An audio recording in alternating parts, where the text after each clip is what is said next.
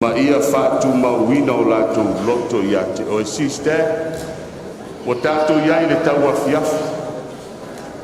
A ia fatu mauina pea ele tua o tō whina ngalo mo tō loto. Tato te au nai ma le fiafia i le atua. Tato te au nai ma le loto a toa i le atua. Aisea, langa lo upo Yesu o le me iai o tō goa. E iai fo i o tō loto. E le fai mo fie ngā luenga na fi tai tunga iai le kalesia. Ai ona o loto, fai mai le o tawita le atua. Tausi le loto, ma manatu, ma mafau fau o lomu. Le nganga ma le loto. Le na fau si ai le le ngā luenga. O te whai wina, le whai se upu o le nei tae au, lau sunga te tae au au, pasta wili papu, whale tua. E au whai ngā ruenga i tono au ki lani, le suai o le au tustusi, ma le whale tua. Sunga fo i le te uoloa, pasta witu a langi, ma le whale tua i le komiti. Ai mai se tono au ki lani nei, whamalo i lo tau tuaina o le whi aumare ngā ruenga le atua. Whamalo le nei ngā ruenga sa au tau whita i tunga iai. I oe moni sa ngā rue mai, ngā ruenga i whafo ono le loto e tas, o le mawhau whaua e tas, o le alofa i le atua malana ngā ruenga. Ai wha pito se whamtalanga, i ai tutongo le tātou ngā ruenga i au ki lani nei. Whai mai le whio ngā le atua le perlong tā upe ono. Whai pasfuru. A wā e le a mio le tonu le atua. Nā te le wha ngaro ngaloina la o tō ngā ruenga ma le wha malosi. I le alofa. Whai mai le whio ngā le atua. Le ka le sia au ki lani mai tātou uma sa ngā rulue le le ngā ruenga. E leo si atua meo le tonu le atua leana e tautua iai mai au auna iai le fausia le nei maru. Ai whai mai o le atua ia meo tonu na te le wha ngalo ngaloina la o tō maruenga ma le wha malosi le alofa. Au ki lani wha malo le tautua i le atua te tai au ma le whai ngā ruenga wha malo le alofa i le atua wha malo le ono sa i le ngā ruenga whamalo le tautua ina o le atua ma lona whina ngalo. O le upulea le whionga le atua e whamanatu e whamanui na i le atua. Ai le ngata ia tā mau i loto ma whina ngalo le kalesia. Le loto e tas, le manatu e tas. Whapeo na whausia ai le ngā ruenga i Samoa. Whausia le ngā ruenga i te whae whio le ngā ruenga le atua. Ai maise tutonu o le ngā ruenga i aukilani nei. Whamalo whai o le whaiva.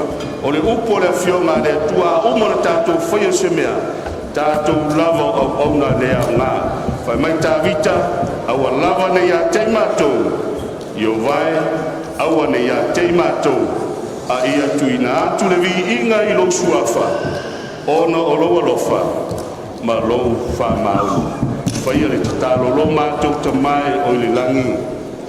E whamanuina pēr lo suafa sili ese.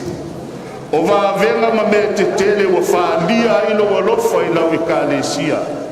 Ua malaga mai ai. Mātua o le atunu o Samoa. O le atunu na mātou ola ma soifua mai ai. Ua mātou mafuta fo i ma le taitai o le mālo. Le tamaitai pa le mia ma le awaa. Ai le ngata i leo sui o le mālo mai tutuila ma manua. Ma le au fia ua ufanga poto i le so. Ai mai se o lau e kālesia.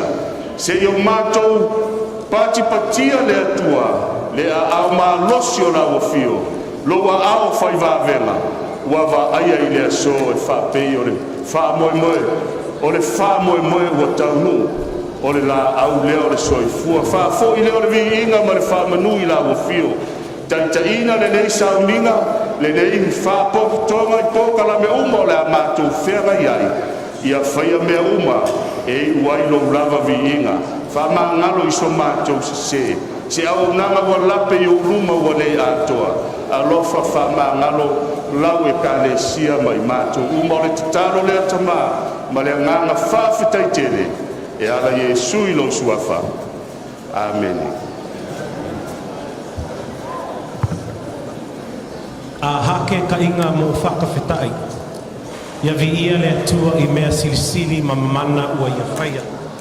Moli whaftai tele man whamalo lau sunga a sui supervisor, misa pasa rua mataia, whaafonga maua no whaari o le atua, whaafonga maua fo il au ia me u whawhai mai, whawhetai mo lau sao sao si taimi, maua atu seanga tonu, o lau sao le nei aso a ia whamanuia tele le atua lau sunga a whawhiangainga.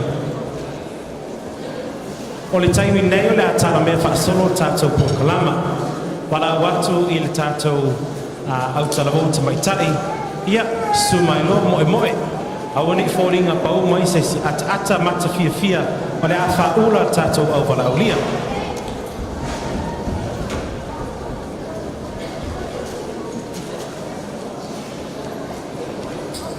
Pairi tā mais tātou pese whaaman mole,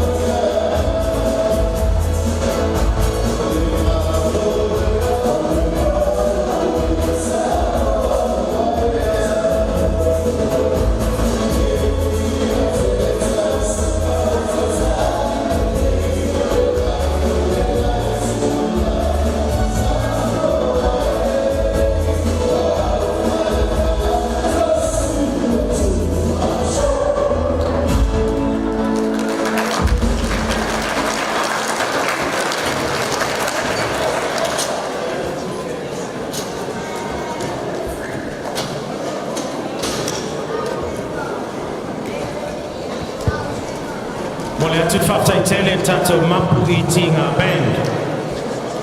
Ladies and gentlemen, the manifestation of one's culture, language and identity is paramount. It makes us who we are as a Samoan people. Mamalua lauvala ulia, e sui lava whainga, ai tu maua tātou whawai.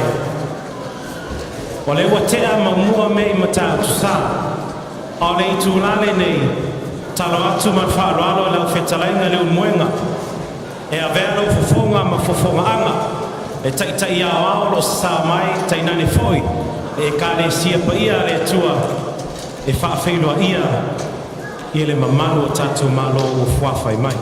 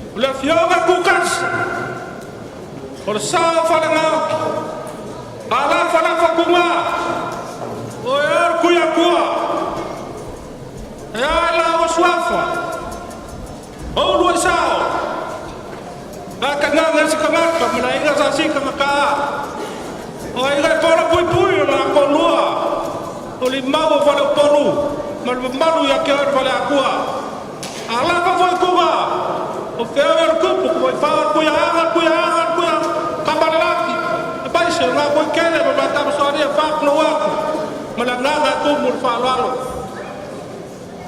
e fa kulau pa ia masama fa ngawa fio pok ngai kao Tila fio mai makabayao lau fa ngawa ko fio le tua o fioi kala le le lo lagi ngai o lupea sa fa ia le fui awale kuwa malonga fino ngalo kulau ngalawa kulau sa mo da le na se ole kuwa la balave ole kai fo le so ma fa kai ga se kai lau ngala la fo fuwa sa pun kai mo e fio ai se pakia ela na kai pai marco mo e polo pui wa aku mai aku fa wo ya no filufi mar so pai ga pa kulo wa ku maraga ka Faaulualo e fa kulo wa malie ba vai pa la wa suai ma ko Faaulualo ya sa bo ba do fo ba lo ya fio ai ga sa ba fo lai ya ba ga ku la fa le ora pui la ko ya fa ka ma lo kau si ba kele wa ku ko no sa ga ma ko la wala kilanga ma nga fa ku sa ma o makangi ma lo sa na ka ko lua pa ko wa ku ma nga ka Faaulualo pa ko wa ku ma nga ma sala ya fio ya lo sa po lagi ai mai se wa ka ma lagi e polo pui le lo buena e mai se wa ga ma sa ga se pa ko wa ku ma nga ka Faaulualo lo fui fa yo ai le rua marcolino sara ko ma lo le mare ko ora pui la krega pui lagi mo ngamula ulu pa malu ya sa ko kula fai kula wa ku ya vi ai le rua ma sa pesca ya na mo ko ma pu mare malu ko sale aula mar fa ko nganga kula vi ngao ya vi ai sa fa mara inga sa malau kana kaya ile tu le ku lo kala ina vea kaya la ki po ngiu man fa sau e mai se ko fi ngao pa pro wa ku mananga ka Faaulualo pile pa ia ba makia ku au wa inga masala fai mai se ko wa singao kulo forkoi ya fi ai ya inga sa bole oi ka mai se ano le lilo payava le vai ki man vai malai e pora pui na ukrai nga sia ka mai se la kaua kulo vai no fi ai pasinga pa sa ilo payava ai mai se polo lim sa para kaua pok ku pore ku ko tau se vai loa fa kloa ku mlanga nga Faaulualo ka va pe ku foi no vai a fikiu ko fikai o malakele malano va ya fio ai ku mwa ora pui e ko lo ma pare ula ora rai fi mal fana ma va ma mo ku mo ya au pa ku le ga e ma lo ku ma ya fio ai na va kasi ma pu kasi ai fa ba malu ya sa ole ba sala bua pala ka fulu ka mo pa olo pala ka fulu ya mo pa keluar melanggang Faaulualo o malu sa mo ba la menguasai pa ia pala lupo mengaku apa ngai kaya o leo ko mon mo kan ngai o ka fa pele pa ia la wala lia baiso ulang malu malo pa film kala mai ngai kaya vea leo ape pai mo foga fa leo sunga te kaya wao baiso pa ia la vai ngaruenga ma poke fa ka fa ku a film mai kala mai ao su mai o mau lunga la so ma ke fo le so awa leo ko wa fi mai ba ka on manga la so ya ola ka ko anu la va le por kalambe sama ko kala la foi sa se kaimi on fa o mole sama ko fa kalaka sama ko kala le ma ko ke fa fero ya kwai ile awa kele mar Faaulualo pa tai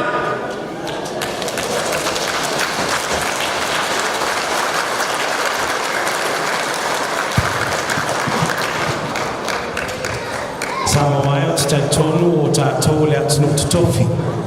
O tātou tū maanga masangi. Se mua o tātou whaasanga atu mu toi whātou anga tātou povipeti. Ma tātou size 2 vegetarian mai sa le size 2 mo ia mātou. O na maua leo sa o tau o vanoa sa maua poto I ea ngaia pe anga toluina ia le saunoanga a le whetalainga ia le umuenga. A le taimi nei, wa tātou o mai nei I le saunoanga tā anua po le saunoanga au tū o le aso. Aile ia whio mai ia le whionga I le tamaitai pai mia. Madam Prime Minister, I wish to break from formalities, even if just for a small moment, to offer a personal reflection on what your visit to the Samoan Independent Seventh-day Adventist Church today means not only for our church, but for a generation of the Samoan diaspora here in Aotearoa, New Zealand. Honourable Prime Minister, whether it be at the United Nations a few weeks ago where you addressed, where it be at Brigham Young University where the first other ceremony ever was held, whether it was your state visit to the Australian government a few weeks ago, Prime Minister, you make us incredibly proud to be a Samoan people. Ladies and gentlemen, boys and girls, please put your hands together. The Honourable Prime Minister, Yamena Bintaafa.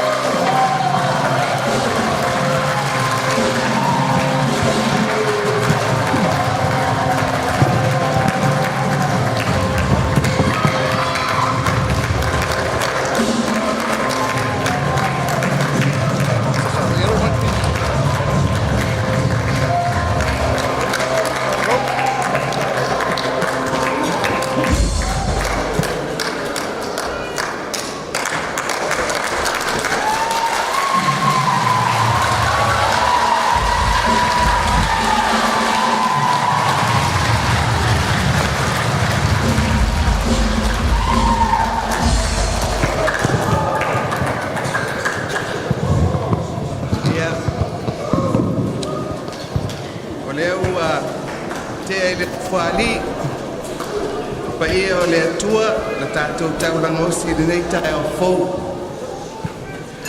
Awa le tātou whaamua ma le whaafstai le tātou taisili. E pe ona saunoa I ai le taitai o le sauninga I le nei tai au.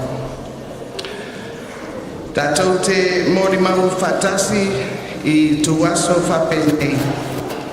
Awa ana le se noa le alofa tūnoa le tua. Se manu e au sange le tua au. Matua I moana ro tātou whamoemoe. Petai I le nei tae au ea o lea ua tūwanga I whingota. Ai pese fiafia le liba liba. Ua tau mainu le lei le tātou whamoemoe. Whaaftai le alofa maleanga le lei o le tua. Good morning ta alofa everyone. Ia, o bai o Samoa I ona tūlanga uma, o te manatu a mai au na pai o whanua I Samoanga tomua o le nei tai au. Ia, ai mai se le bāngana whitalai, e le tō whai a leo moenga e whawhenua I ai le mamadu ma le pai o le nei tai au poto.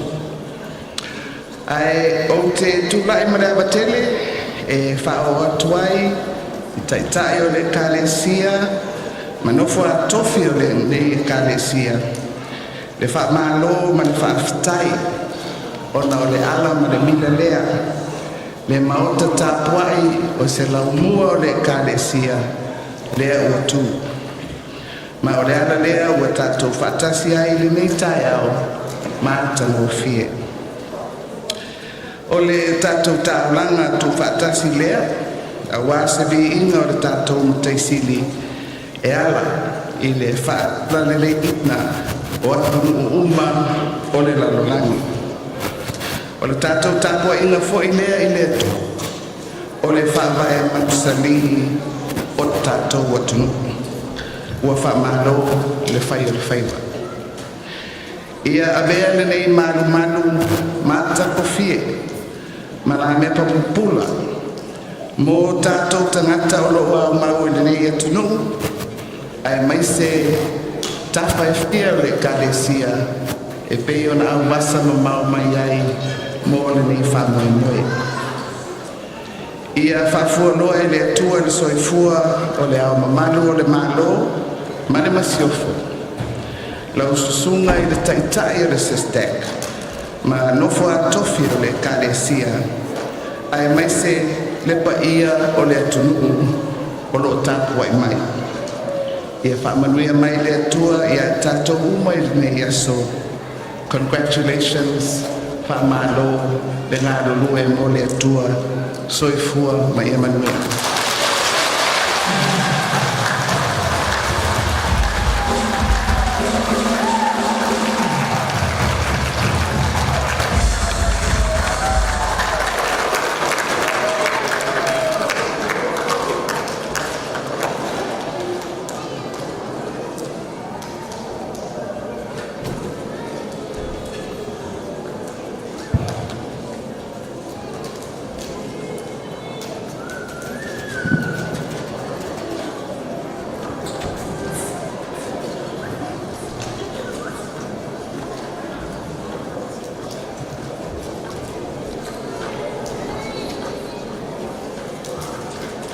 Honourable Prime Minister e manusina le soa i le saunuanga matango fio le so. Whawhetai mo le sunga pa po le saunuanga. Sau se taini Honourable Prime Minister, maua se anga tonu o le saunuanga matango fie e le talanga lo e atu I tua nei. Ladies and gentlemen, we now arrive, let's face it, to the main attraction, the reason you are all here, and it was not to read the Bible, you came to eat, party and play. Ai tātou tele I alo atu mo tātou tangawhitanga. E whailo atu le anga whaaloa lava. O le talanga sālo e mai ai o tātou tamao le atunu. Tai o le ka le sia man whalitua whapea foi a whionga paramia. Ia manela o ai lo sao mai nei o le a serve atu ia o tau. O tātou wala aulia to my right and left, not politically but physically. O tātou buffet to a name o ia ua whaavanoina mo o tau. O le mamanu le lau teno tātou au wala aulia. Ne I te iwa Yese Health and Safety event e tūlai mai. Please wait until I call your table. Wala au mane ngama whaaloalo e lau sunga to ina malo lomon malo ma mea tanielu. Ia mo sa tātou talo ia awata mawhtanga I le so.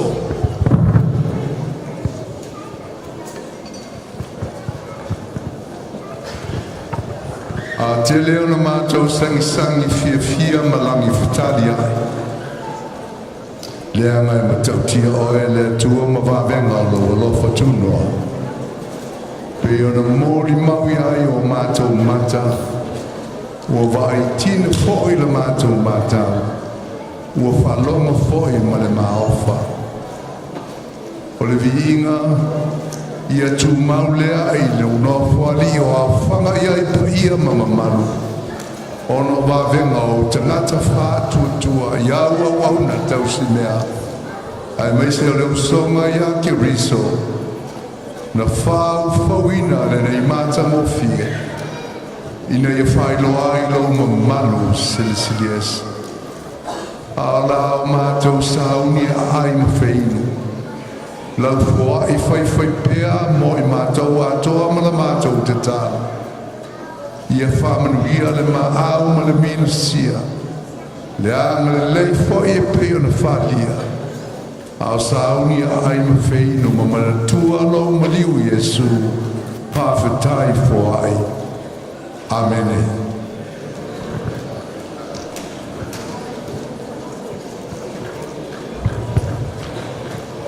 Tātou whaeilis, tātou pese whaamanmole, mano tātou au walaulia, ia mau mai pēla we e pola nofo whaamanmole, se maea o na ngā sese tātou taranga sā, I o na tātou walo atulea mo tau mawhtanga.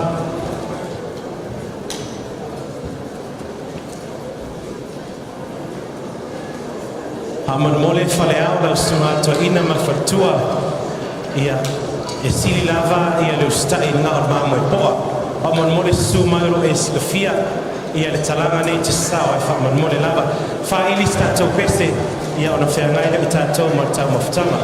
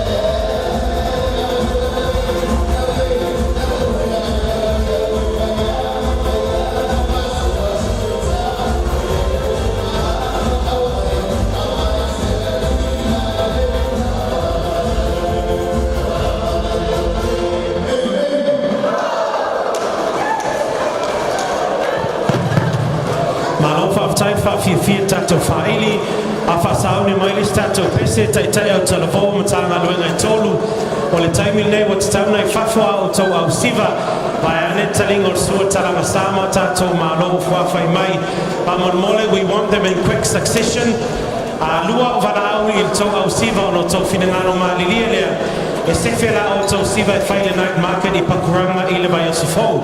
Ai whamon mole tātou tanga luenga I tolu, wa tātou ai tema o tatau una laina mai whafo, a tau le utangia tātou fulfulanga, o le umusanga wharsa le lua fe tolu sifulu, la whao ngaila o tau tautinga. La mumo mai le east, so le west, ia ai tawalunga I le central, a pia foi ia nei o tātou sao, o whapea o na whao mai laulau nei. Once again, I tātou o Talavo, we're going to start with east, then we will move to the west. Central will end, followed by a few special items o whapea o na longo I na mai. Tātou whaili se pese tasi, east a mai a pese lea mua ia o na so mai leo la tau whawhiwhianga.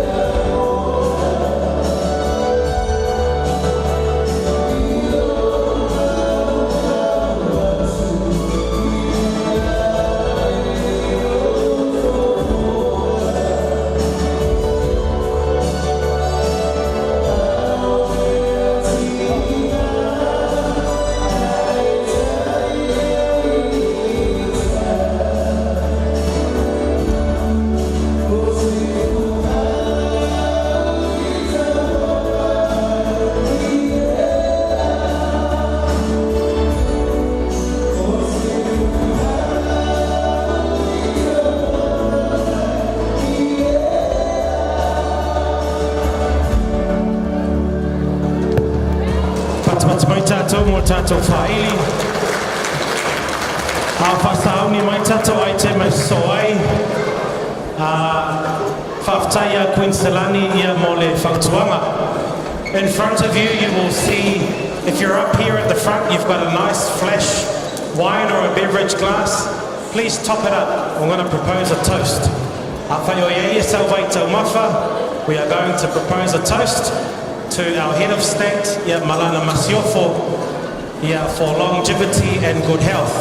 Patutumu, Aotawipu, Sarina, to Fangwena, please point them away from me and open them up to the ceiling.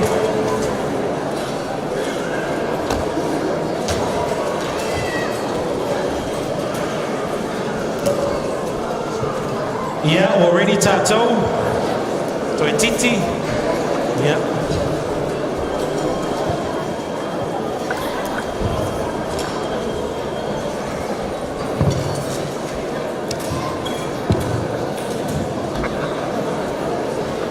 Patutuma Toipu.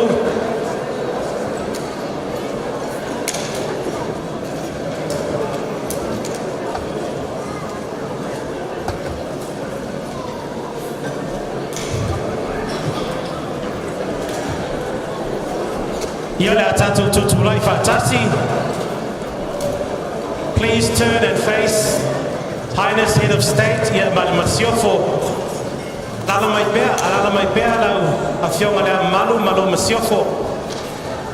Raise your glass to Highness Head of State, Masiofo, and repeat after me to long life. Repeat after me to long life and good health. Manuia.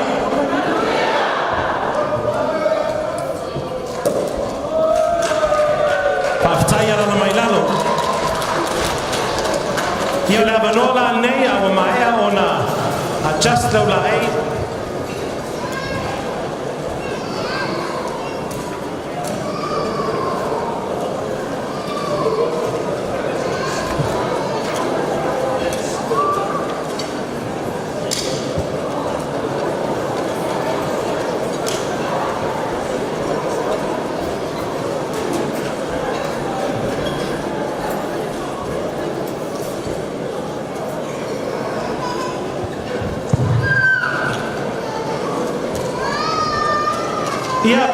Patas mai tātou mo tātou ai tema mua o Aukilani I sasae a le kāresia sa moa fitu tuto tas.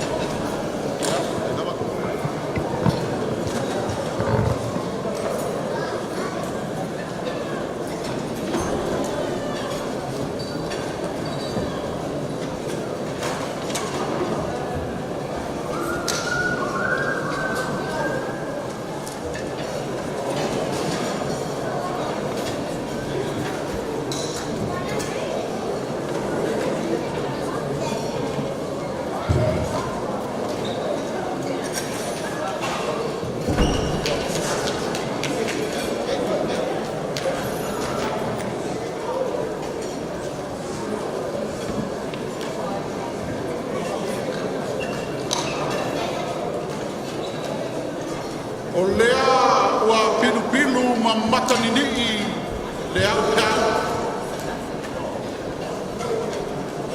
O lea foi ua toa I siu fondua ma ngafa lenga le ata o takuitea.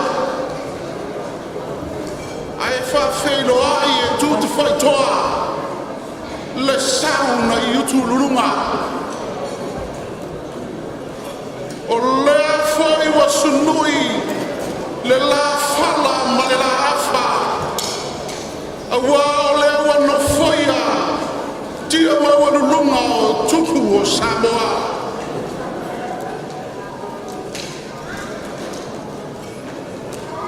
O loto baia Faaulufalega ma o tou sa ma o tou mamalu Faausiri le mai o tai o lo tatou atunu le mamalu o le malo tainane la o fionga I le palemia o baia o le atua wa uma o na whapento tole niu le tua oi e pei o upu I le atua ma le whale e tua masanga wa mua I mea I matatu sa lenga wa te tau ma ona mea o le atua whaiwawenga wa whanua I na sangi I le atua wa tua le malu ma le mila o le atua na ia Mose o le atua na ia Iakopo o le atua I le so wa mafua ai ona tapu awina o loto soifua lea wa mua mea I matatu sa wa papafo I le whalao ato sua manu wa mare toa e tusa I o lo tatou wāwhenga iai mo le atua soifua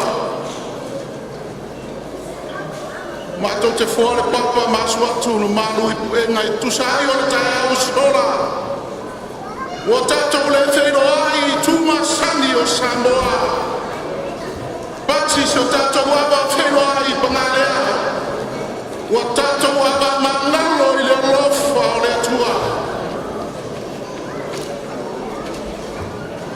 matou te whamaru lua tu foi le na tae au I le sumatara mai le whio mai o le tamara tumo tainane le tai o Samoa talofa ai le tai tonunga wa tatou au tasi le lofa o le atua I le so o le fau a whasangi le atua I ona tae au le manu malo Kei ona manu malo ai le nei aso me leo le ngona ma mita le taofi awa o leo a poto Samoa I ona tama ma inga mo la to tama le usonga pule patumua I tu alma la taua ai ngai le tai ma le vau fonati le vai ti ma le vai malai le fale fao tumua mita foi le nanga ma fatulo watu o lo tato ma futa ma sua ma vai fanua o fo mai tulangi sale a mua ma le launiu na sai dua tainane ai te fatulo de la auna matasi au vao toto mau puia joe le manua tele o paia popo ma marusa wo ia o Samoa o boto I le so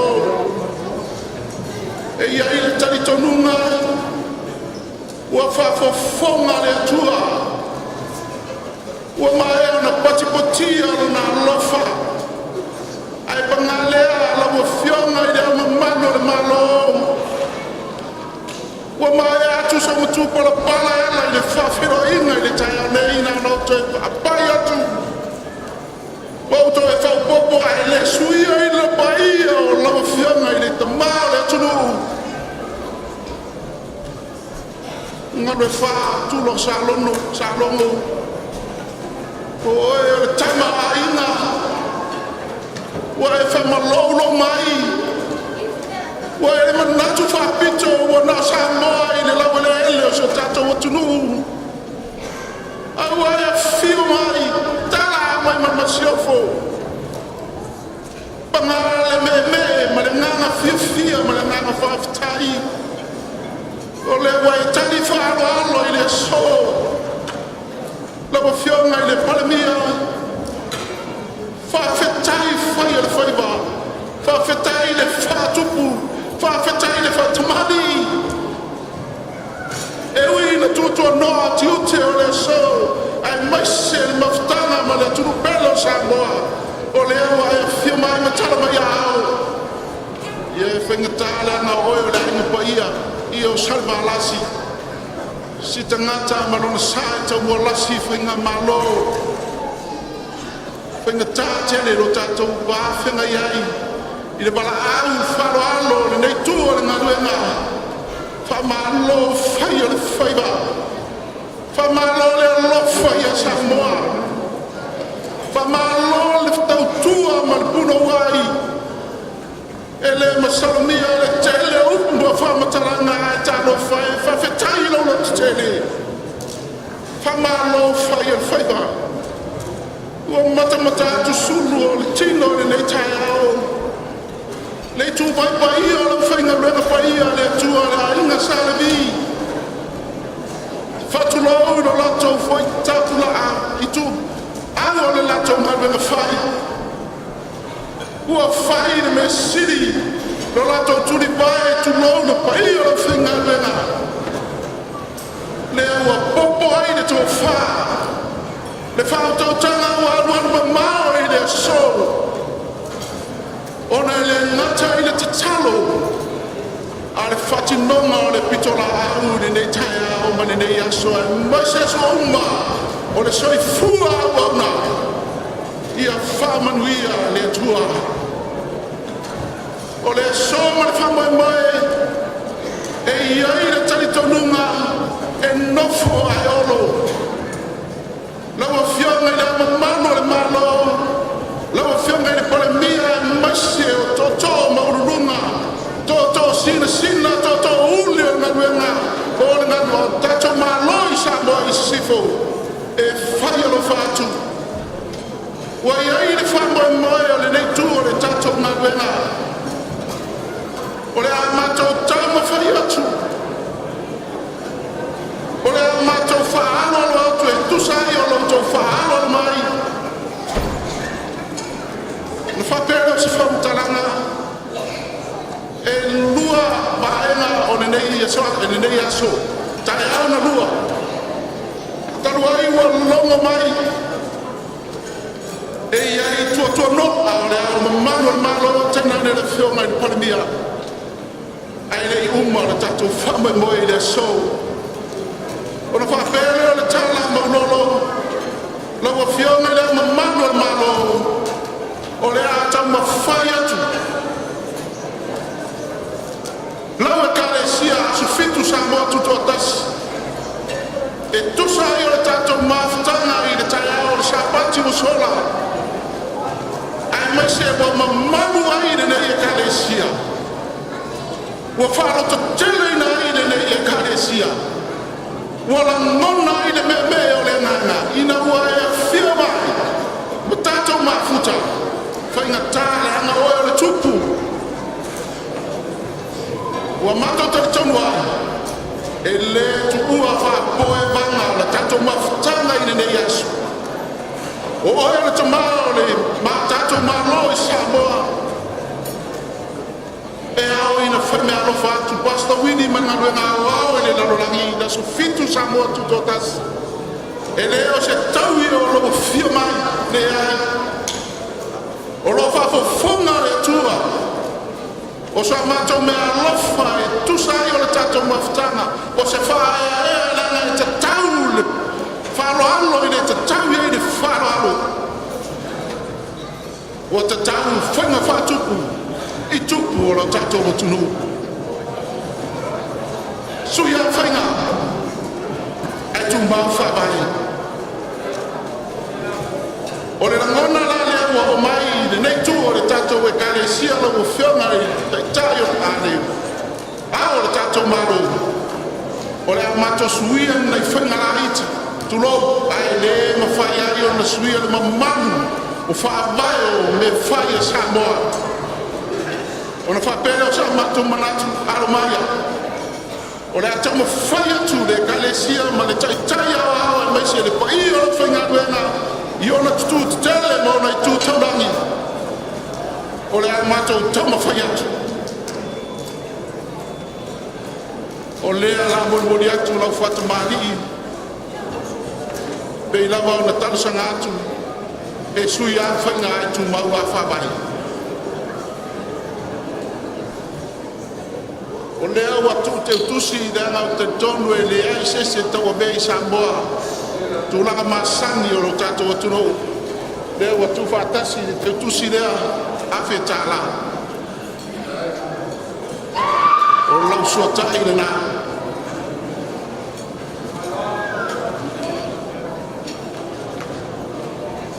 Lau a whionga tui mele ni whano o lau suatari sua lea. E tasi lea awhi tāla.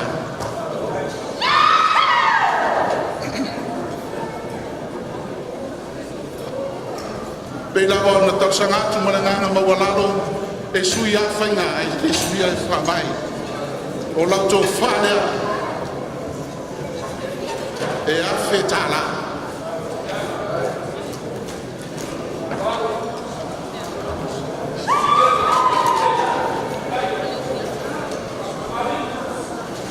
Pei lawa na whai atu e teimi o sola e sui a whainga e le sui a whamai. Alo matou fai me alofa atu e tusai o lo tali whalo alo ma lo alofa e le SISDAC. O le tusi lea te tari tonu e au ngā i la uwhionga teimi e malolo ai. Ia fai tau ai o lo iai foi ni nei tala mata mo fie winga ia Yesu. Ia me se foi. Ia mo le sapati o le tua. La uwhionga au tatu tru. Lea foi ua watu le lae i Samoa. Ia o le siapo. Ia e te manatua ai. Ia ne nei foi aso o maua lunga o na o lo fio mai.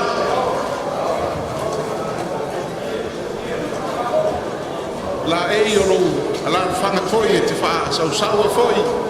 Ia e nā na wha mata mo fie foi lo mota.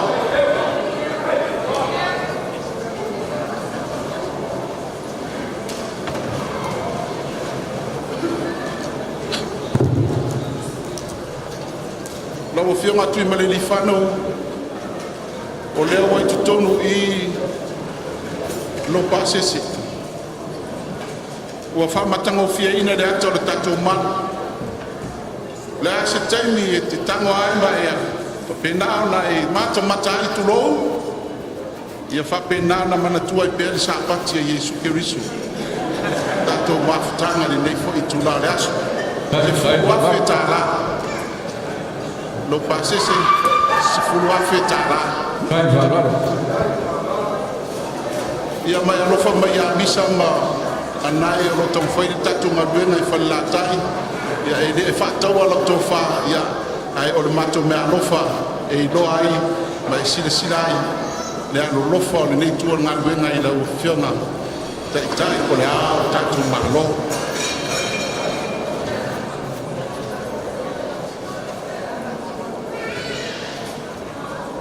E e te tununga o lea e fia whaamburi le palemia. E tusa i le fia mori mawina o whaafia fianga. O na iaide o le te tununga. Ino umalama le tae o nei o sauni mai. E lima o a loa sa o sama o samboa. O le lanu moana, o le lanu sama, o le lanu ena. Ai fe mai langa pa ia piki le lanu mumbu. Ia tau ana o whapena atu. La o whionga palemia o le talo sanga nei tua tatou ngaruenga. O na o loo iai le whaamboe te fia whaamburi pēa ma tatou mafuta pēa. Ia o le matango fie foi na o le aso. muri ane pe uma o tatou fiafia ia ona matou taumafai atu foi lea tusa'i o fa'amanu ia fa'aloaloga masani a Samoa mai se tatou mafutaga i lenei aso lou fioga i le ao mamalu o le malo o la matou upu i lenei taeao fa'amagalo le aso fitu Samoa tutotasi i se aga ua sala i se upu o se ona lafo ai matou te asu atu ai malui puenga o le a foi se tamafutaga se faifua ua tali le sua matou te talitonu e leo mea ia e masani ai tupu Samoa ai ua pau le foai e le atua se taimi tatou taumavai ma tatou fa'amavai ma lulu ao ia tui e ova i lo tatou vā ia fa'amanuia tele le atua ia alofa le atua ia fa'auau pea la nofoa'iga se ia o lava i le aso e afio ma ia Iesu o tumau pea la ua fioga i le nofoa o le ao le tatou atunu'u i Samoa manuia tele nei aso manuia la ua fioga i le ao manu o le tatou mālou Samoa ae soifua Pastor Willie ma lenei tua o le tatou manuiga soifua mai ia manuia Pamalole, parai maroro. Leo lea, kai lia e kai ros. Te vai mai o le kai e wha nganga e wha koe le langa. Ai au i ngā la lase malai o kupua mama mano le apu. Ia ngō whakurou le a fua mai malakele se ia paia le whao sauri. Lana paia mama manu ia o lea ua whakapopoko le so. Kawia ngō mkautia whakurou iai. Ai ua sopu le fumaki se o li o ala le mafua i la fa samsanga le ngai atu.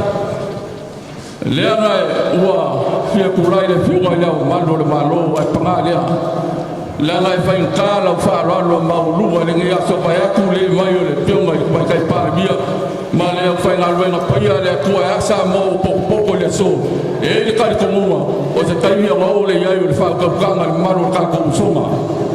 Au le ana le kula iaku.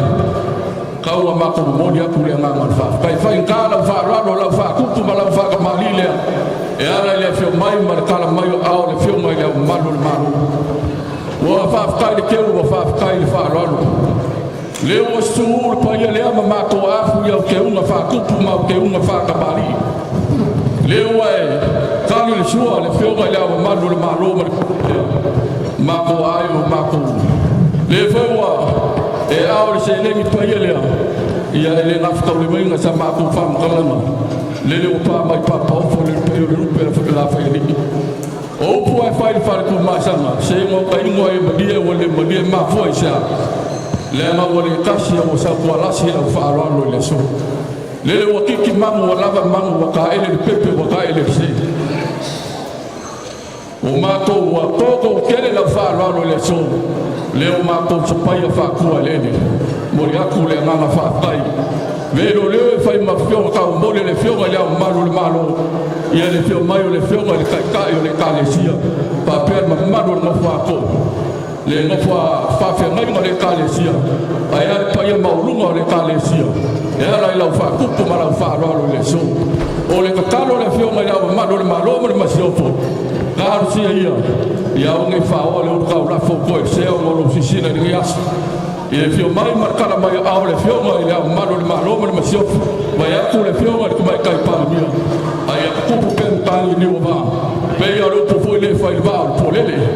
Ia aro le sa mātu kala. Ia kaui ngai a rofu e le kua ngai asu mai wha moi moi. Ia wāl pui o le kale sio le ane wha mka fia le kāsu. Ia ranga le kaoko le lafo rol manga. Ia wāl ngai asu mai wha moi moi. Maua la wha kua kanga mauloro. Ia lele mukia la kia le so. Ia ranga e whain kā oi le mukua raka kua whariko māsanga. Ia maua la ula aunga e kia ua. Tau sia raka kua whariko māsanga. Ai an pai le ainsanga u whale ai. Ia o le mako koe so aku le nge kula le nge aso. A le whai fonga leo la panganga whaararo nge aso mauloro. Ia mawia nge aso ma le wha moi moi. Tono la vaunia e le toi fasilis whamutalanga mauloro. Langa oe o le tupu ia e le whaifoi o na tā whatau matau le anga naua e mamalama i tā wando whai no tā watoto. ia na lo tu lava e tani atu ma whaano alo atu foi tu sai foi o le fitalenga o whaila fonga ma fonga tau mole mole o te maa lo tātou atunu ia o atantonu o whamalia ina foi le nganga aila i loa lava e te tau whawhitaia o le aasi se le ni whātau waa whaalava i le atua i le whinangalo o le tātou te maa lo tātou atunu ia na whapele o ngia ia o le whai fonga leo lo lafu whai fonga leo lo launga ia lewa tu atu te tusi langa i le whai ngofia lau ngalwenga o lo whapena lava o nei tautua e tu sai foi o tātou te maa tātou tu ati tuno ia nona rua le leo ia o lau te tusi lea nana i le mai o lau te tusi lea ia e te vanga li mai foi e wa foi to se mai foi mal motu mal taula ia wa lava taina o tātou na foi tu o tātou ngalwenga ia whamanuia tele le tua ia e ola se leo mauroro whaftai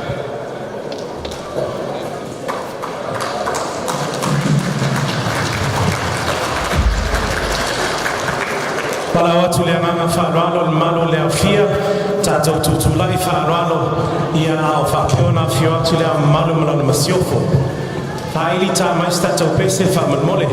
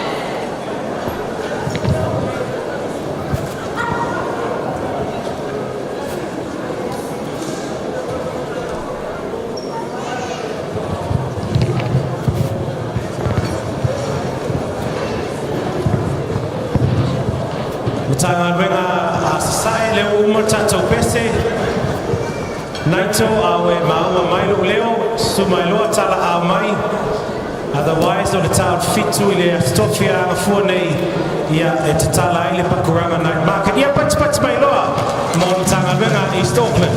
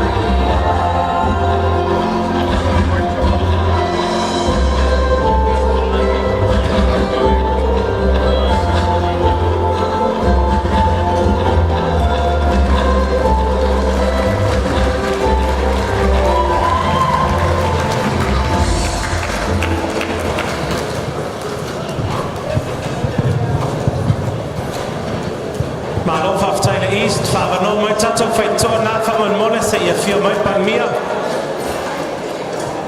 Okay, o tatou aitema o la so ia ua watu le afia ngai o ia kilani sifo. West Auckland Division na whai o tau whaafonga mai, ia o tau aitema mua ia o le asasa ia teine o le lao Samoa.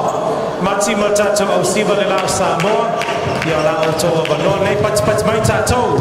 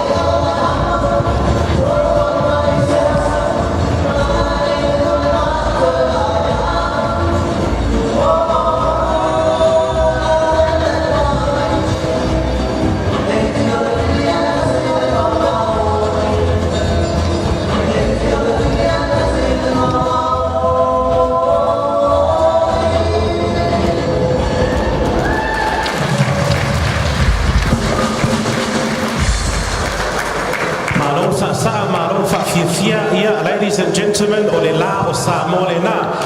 A fai o loma se toe fa manatuina o la o lo sakalameta. Bukle la a falo yesa lu fultasi sa was fa now. Ya po ne fo o people do weird things. A fai fo tam fa ya plan ya lo was maliu. Bukle la e siva lo maliu. Tata West Auckland fa man mole o la auto siva mun muli. Ya tata se atole de la mo New Zealand. Ya mola auto sa. Ya fai o lo la ia central. Ya ne tei wa talinga ya ma. A few tato guests fatali. West Auckland for Monmole were ready tato. If I were ready tato, so my tono auto to my Lily Fafo.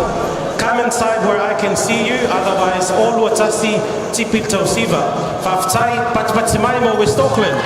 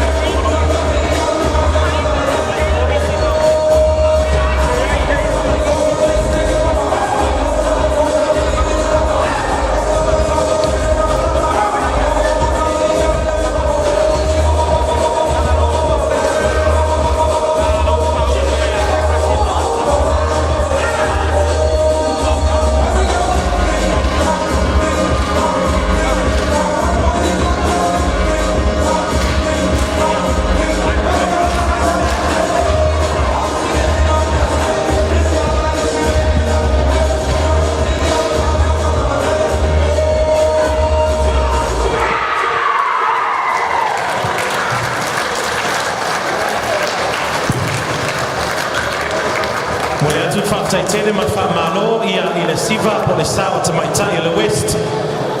Ia taitua nama o tatou baptisonga a foreiva sa pati a sau nei. Ia mo le avai o tatou foe o le tatou se e te isi ese ma tatou pokalama. Ia ona o leo whaulu mai e le siva. Ia o le langua o ngā luenga i le loi i te whanganu ia tārapo la loi Wellingtone. Ia maalilia tatou le central le whaulu mai nei o tatou usola iti mai le loi Wellingtone. Ia whapea sa moa patipati mai tatou ma lo whaftai. Whaftai a te o tau le manu na tāna luenga. E se le tau li ua ma tau patipati mai whapena. Whamaruru atu central. Kako whamaruru e pe whawhena. Patipati mai tatou mo central New Zealand Wellingtone. Ia, sawia.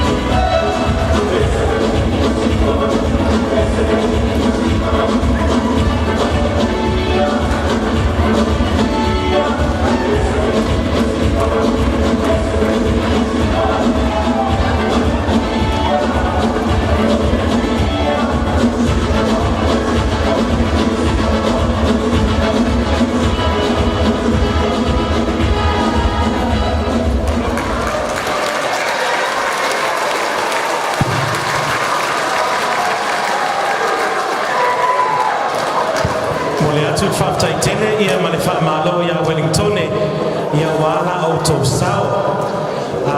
Mua whaftai le atua me alofa matale ni tūl whanau. O le mafua ngā leina whaila utala. Tu atu whaiwhia o Wellington e lipi ola sa siva. Tu atu whai lato o abutoa le iloha. Ai whamon mole Wellington e tato ofu pai pai. Whapulo, whaleisa sleeping bag. Awa toi a mai e mea tato e kālesia. Whaftai fwoi tato au talho mo le siva matango fie. Whaftai fwoi lawa whionga i le tamaitai panemia.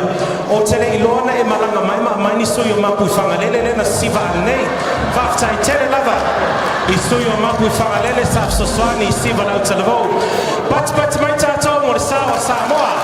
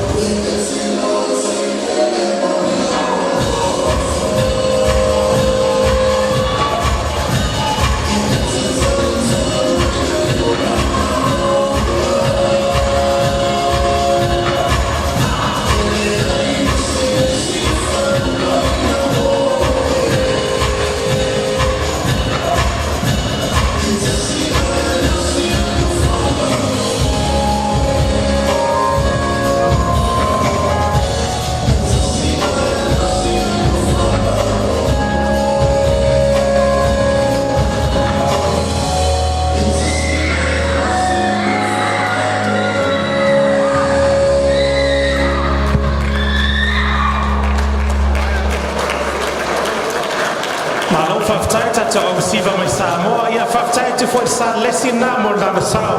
Ia i le siva. Molo o tau silafia. Ia o alo nei e whaasino le sunga te olo ngā ruenga. Le ana whai nā tau sao. Ai auto te wawe whaftai ai. On matou te olo fo ere ilo siva ua na o tuspaia lava. Whaftai ave mo le awina o alo mwhanau. Ia, Honourable Prime Minister, distinguished guests. On matou au siva lea o le atau rungaina ia le nei vaenga, not the final dance. Le nei vaenga o whaafifianga. Na mana nā o lava Honourable Prime Minister atu I Samoa te wila. Ai sau non matou taitai. Sei longa a eise se fiola omi. Whaatali se umat wharsana to hole te wila. O matou siva laia, na tua batu te wila. Central Pachmat mai tātou usawia.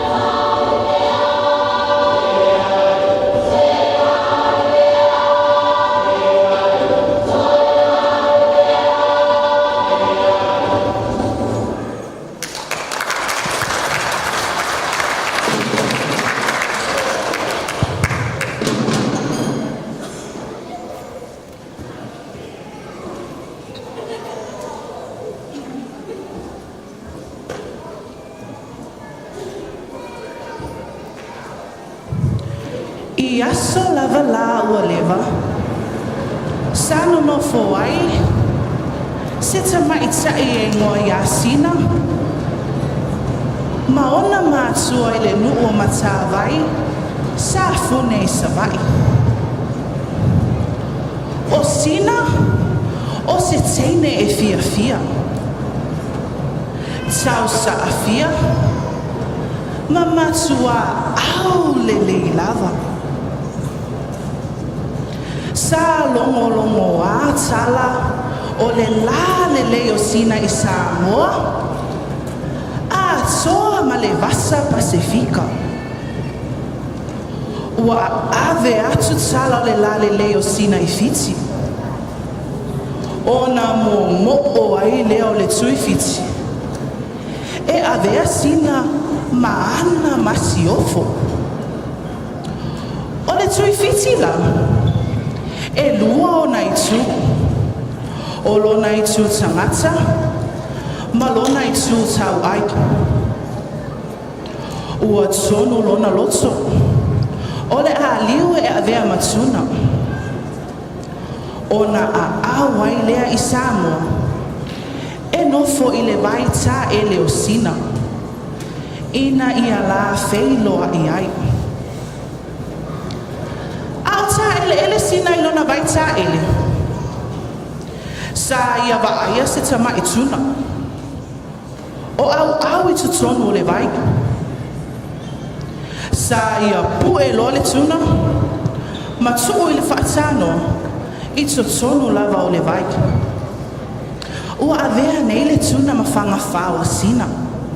Ma ua lofa lava i ai. E whaape nā fo i le tuna i a sina. Se tasipu. Sawa ai atu sina. Ua matua i la poa lava le tuna. Ma o lo tau muli pe ia te ia. Ua a mata ona fefele ai sina. E tilo atu sina. Ua pula mai mata le tuna. Ona sa ia i leo le tama i tae. Ma faa bea la na upu.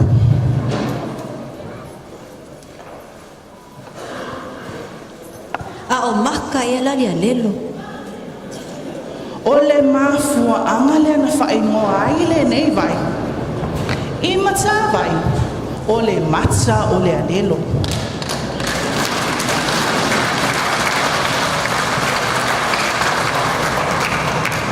Na sola loa sina i upolu. Matau no i le nuo mo ta. I le vai maunga. Ai o fai le fono le nu. Na solo atu i le fale o iei matai. Ma fai loa i ai.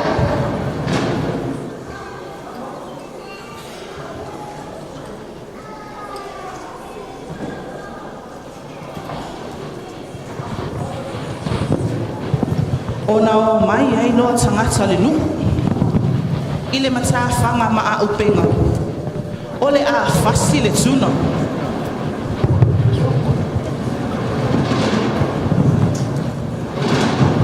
Ai fai atu le tuna. Ai tau te rei whau matia.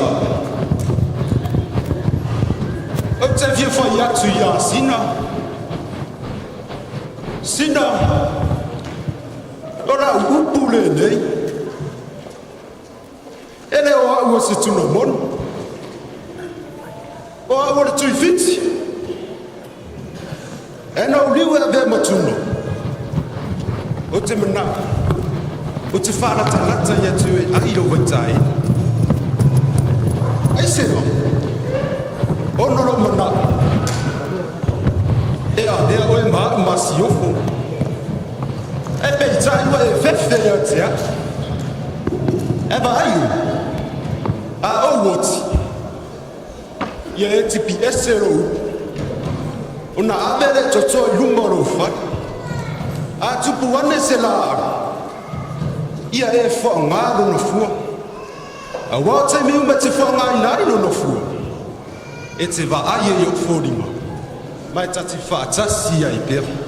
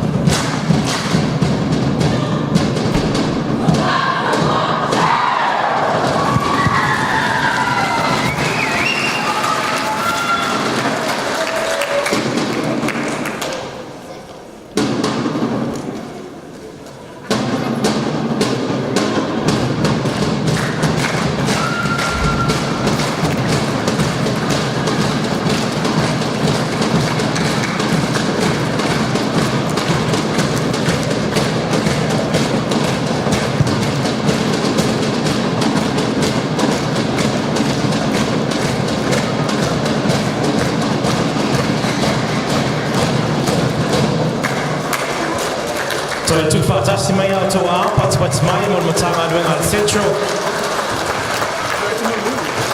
Ia le malua tatou au walaulia. O le sao le nā al matanga aluenga tututolu au kilani nei.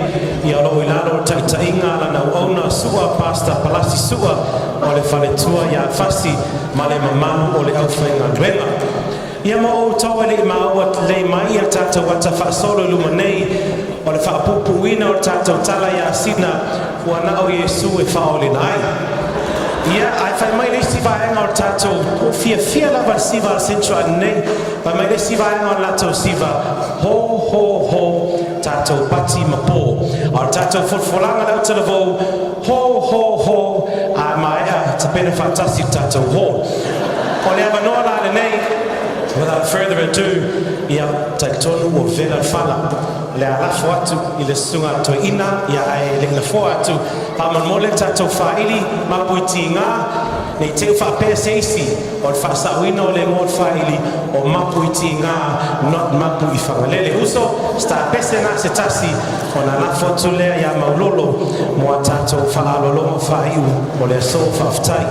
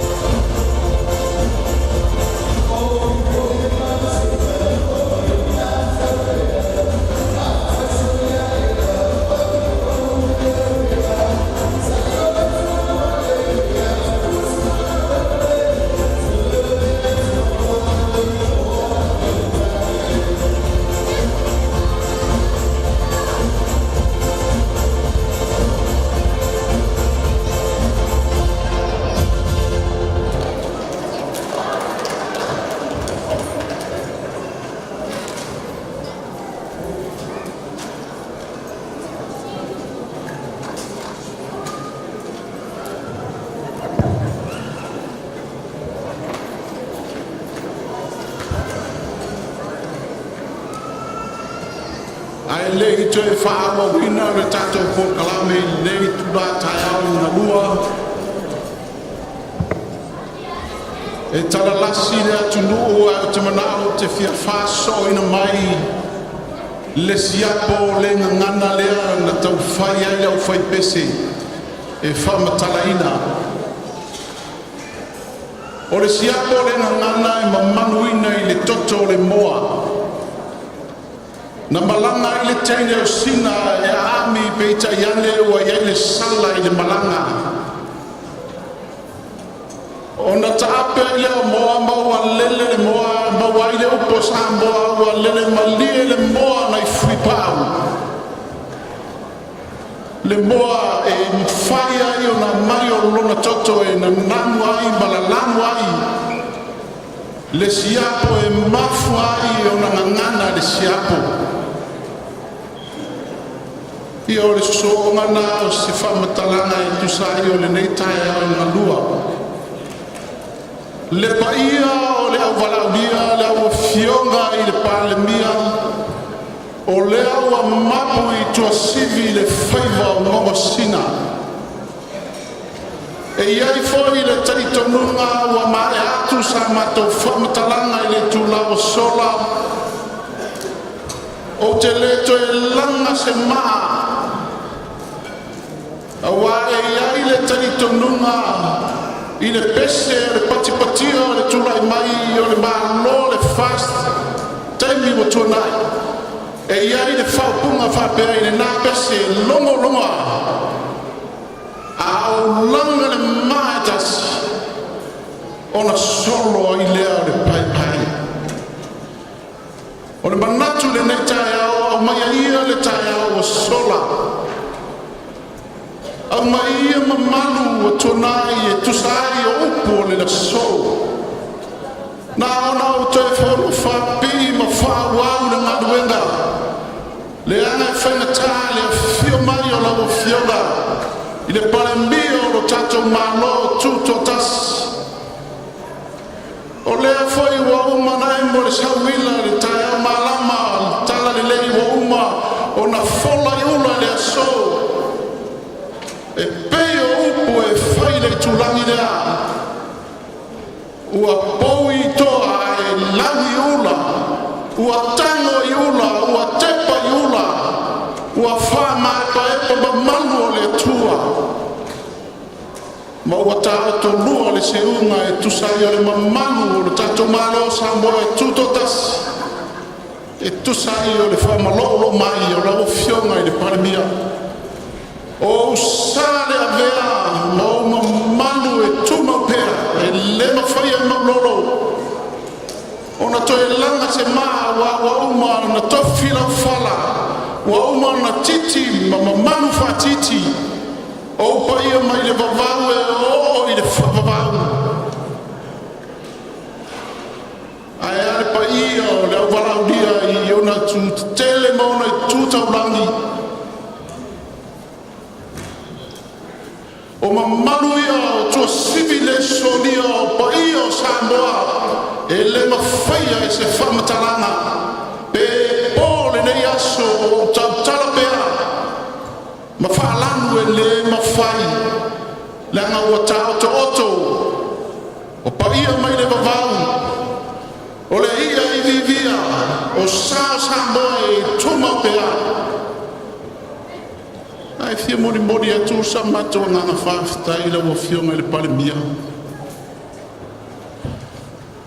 se mato te langona ina le langona se mato taitai te langona ua me e ua fia fia ua e fio mai ma whamalolo mai o lona langona ua e amana ia le aso fitu sa moa tuto atasi ua e tiu tu ua u tiu te sona langona lea e langona ina e le nganga tu laia tu ai ma le fia fia tele o upo Samoa ia ia tanu vasa wa toa ana wa toa Samoa ele ai se toi sidi wa fio atu le amamanu o tato malo te tu laia ma le nganga falo alo e tumbu lava i le loto maulalo e soli tuina le paia o tato valaudia o poto i le taia malua Momoni atu mai le taele o le nganga la o fionga e me tai palemia amuia i matou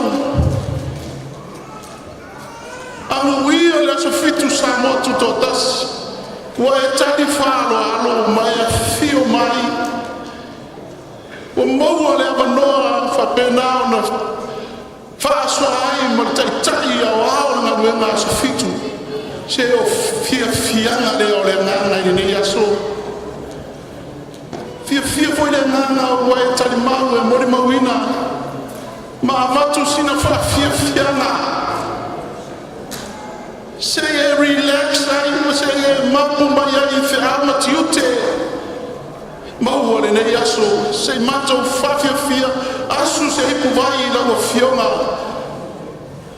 na ona fa'alogologo babao atu a o le aso o lea ua ifo le fuifui ma o taga ua to'ia le malumalu o le atua i mamalu o Samoa laua fioga le palemia e lē tauselu atu leaga e lē faigaufie e lau tiute e lē faigaufie le tuina o mamalu ae afio mai ma tala mai o a'ao tainane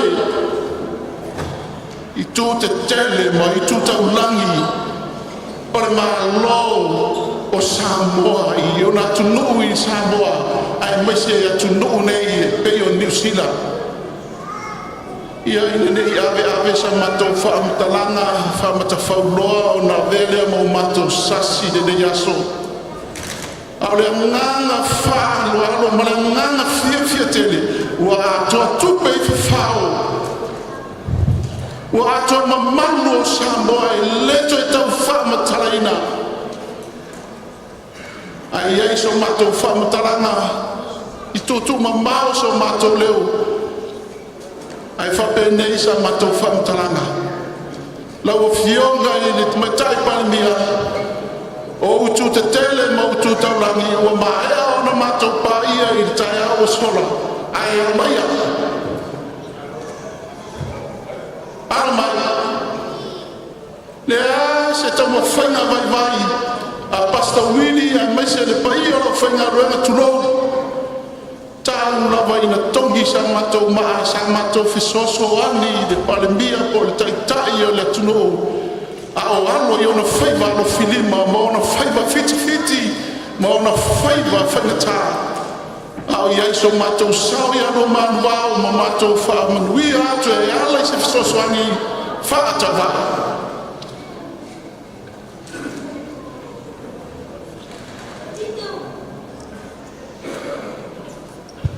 ona fa'apea lea o se fa'amatalaga lafo ane le taula i malolo mapu i ni afane i lau fionga i le palemia ae fa'apenei le Pastor Willie o lau susunga i le taʻitaʻi o galuega o ao fa'amālō fai o le faiva fa'amālō le tau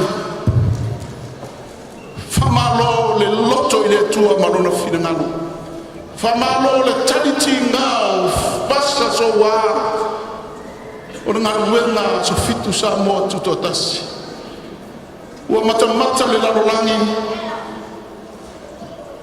o lau tatalo i le ao ma le po o moe mitinga i le aso ma le aso e failoa e le atua i lausuga taitaʻi ao ao moe mitinga e taitaʻina ai galuega ao ao i le lalolagi fa'amālō fai o le faiva fa'amālō toa faigatalaga oe o le aiga sa malia toa o la puipui siufanua mai se le aiga o sa malia toa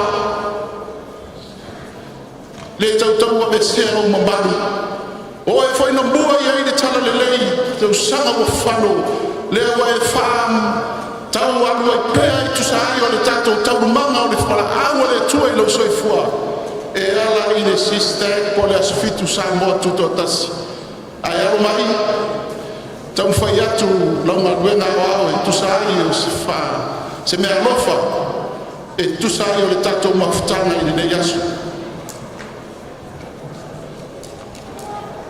tulaga masani Pastor Willie o lau sua talisua lea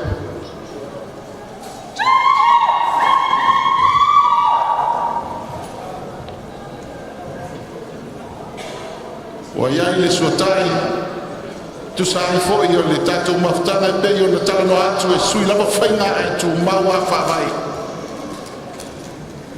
te atu lau sua talisua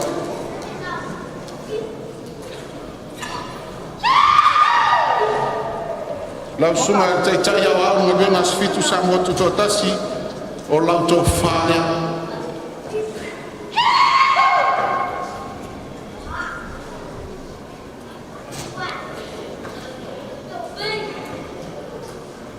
o le pensini leo lo sa tau lava ina tau ane ai le ne yaso ma tatu whama moi o lo pasise lea pasta wini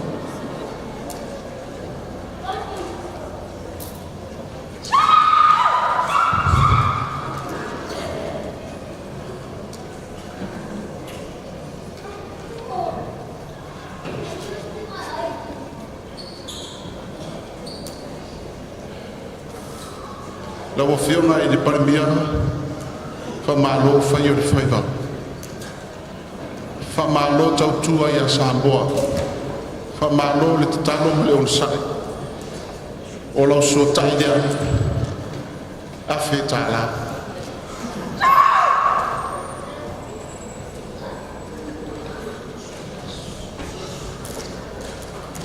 o lau sua tarisua lea a whetala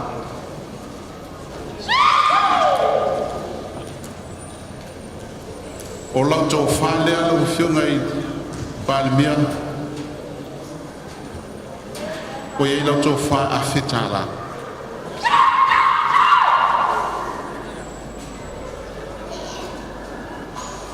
o momo ngai a taitai o le ngaluenga nei tua le vai ia maua lava sina mea alofa a o e mapu mai whitao le ngaluenga e mesi te te ino si o tato tunu ia whaamanatua ai lau e kalesia i nei au kilani ma le larolangi atoa ua iei le tusi whaitau e fisosoani le tō wha a wā lava le taitaina o si o tatou tunu o iei le laei o iei le siapo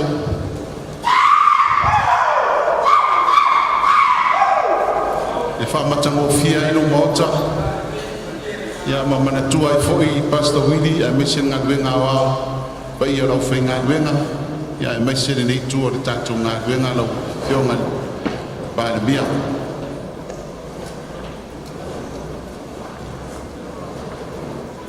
o lea foi wa tam whai atu Pastor Willie tulou mese le pa ia rau whai ngaluenga le malo le tatou ngaluenga i New Zealand ia mese laulangi o leo o poto ia na si mea lofa whatau waa lea fisosoani le pasisi o lau whionga le Palemia e ona mamao lava sa moa lo tatou walala ai sifuru afe tāla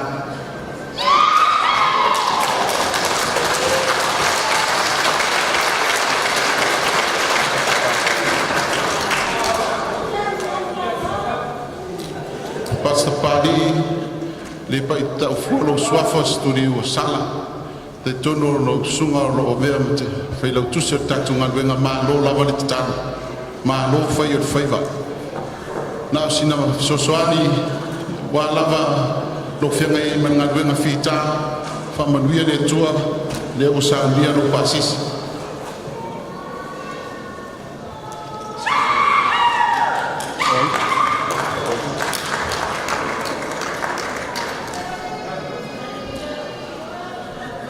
o i tualangi ia i e taitonunga o lau sunga ele te o loa tatou ngaluenga ia o lau sosoani le i lo pasisi lo me o lo whapenau na au mawai ma tau ma iei ngaluenga le tua whamanuia tele le tua ia iei le anganga le tua i lau sunga te o loa ia o lau pasisi le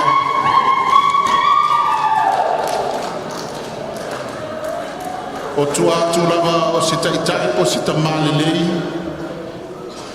o loo iai se tinalelei te teino tatou ngaluenga Pastor Willie e te tununga o le whalitua ia tiana papu o lo whapena o na fisosoani whautua whaalotu tele tiana o le mea alofa lea ngaluenga o au a mesine tatou malo i lau sunga i whalitua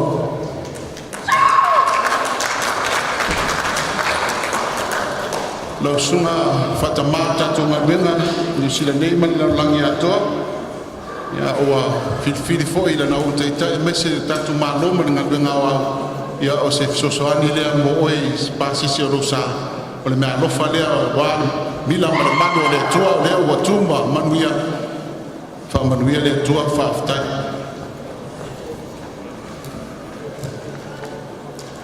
o se tasi o toa o ngā venga le tua e ui lava ina pe nana matua soifua e le mwhai o na whaafiti i tō whinga ma le wala awa le tua e tu sai o le lango ina plota i wao pa ale le teo le mea lofa lea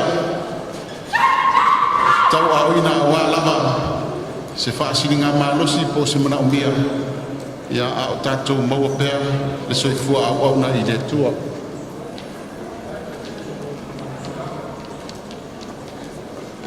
a whi mata ia ten tintai whingatai pa ia wa inga tonu ia e me te foi se yuri ma le sao a whi mata ia e re ngā parusanue ia e bato te whawhitaia ngā nuenga ia o lo ngā lue ai te tonu o New Zealand nei ia wa motu foi ma le taula ia e malanga mai whingatai wala uina mai le tua ia lau whionga parusanue a whi mata ia o lo pāsese rea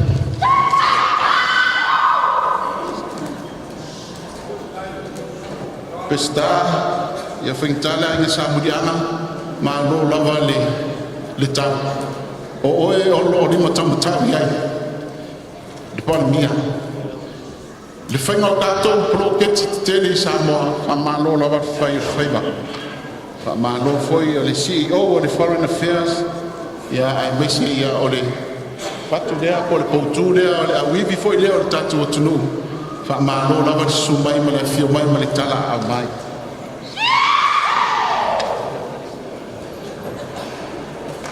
e te tununga tatu te le whaatasi ma fio ngai te taifono pa ia o a inga e lua la inga san maalasi a mesia la inga mawaenga a mesia la inga sa me mani toa ia el pa ia wharitonu ia ma le fitarenga e fui fiu ia o lea ua tau awina le fio ngai a lauli ma le toa ia Smith ia olana whaaloalo lea ma le alofa whangita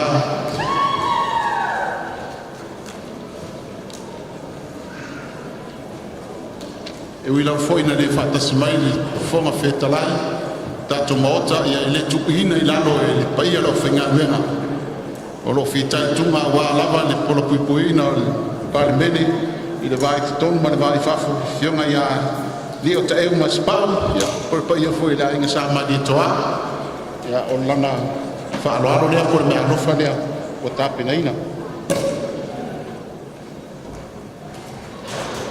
ya America sa mo ya fa ftai fa tasimai te tonu lava ya wa mamaru na wa ni yaso so me so man vai fa lua ya fo mai tu langi sa ore msale amua ma lo lava fa tasimai wa mamaru ma ua mate te e ai ni yaso o lau pasese lea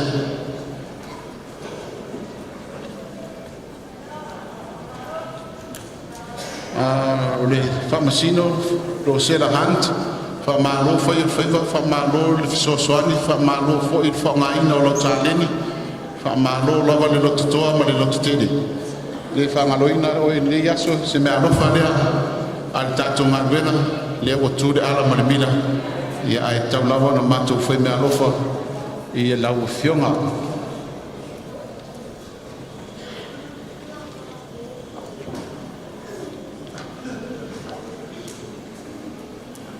ia moala pali ta vita ia o na te fono i fasoina o tatou nupi fa ia fa malo lawa le finga o tatou ngaduena vi lava ina le fio mai pe na fio mai foi ia ono na o le lisi lava ua whapena na lima te ina ina matou ngaduena ia moala ia o le mea alofa lea a le SISDAC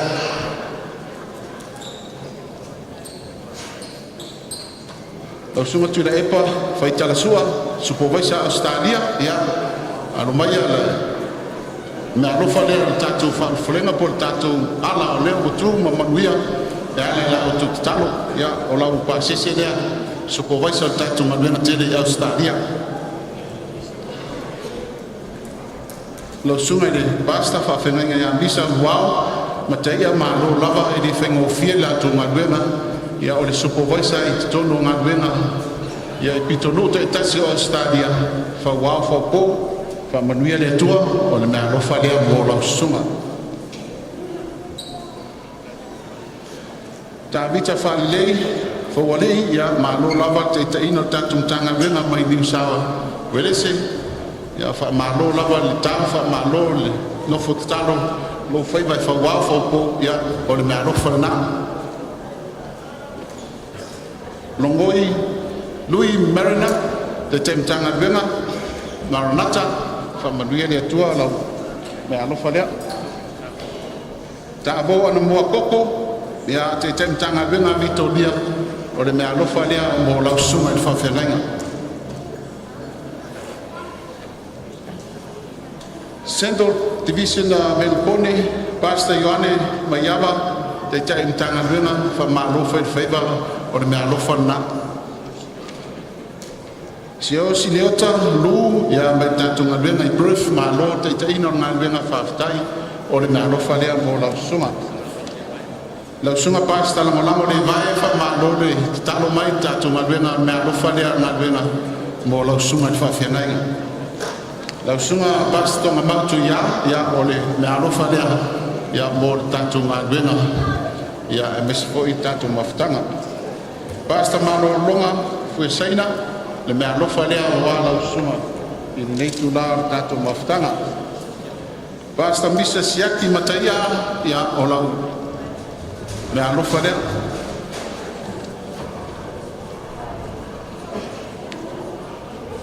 lava pale mai lava lo tang fai atu le mesili ia e tusai o tato me alofa e le ni te tusi wa tau lo te tusi wa tele ia me alofa ia na sina me alofa fa tau wa lava ia awa lava tato maftanga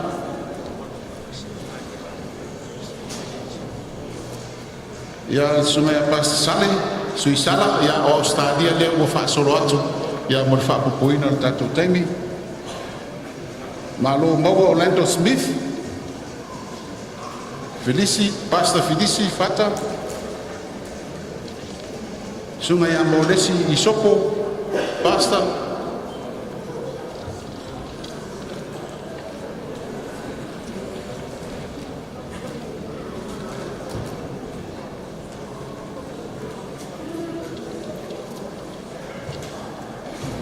ya fai lava ma o sai mai ya ona lo fai tafo ina ngana le fa so mai no tato me alofa ya ai fa mo mori lava pale mai pe mau mai pe to vai pasta mo au ni ka ele marina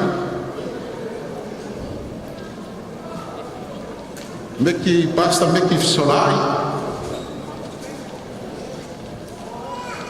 Pastor Forba in Wanga, Honolua.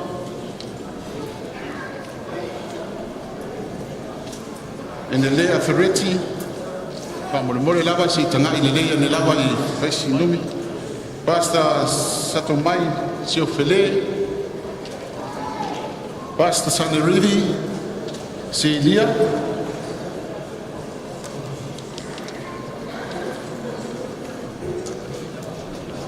Sungai Pastor Fatafa Ilawa, Pamaro Lava, Lansai Mai, Pastor Steven Pelnato, Pastor Laulala Vaisingano,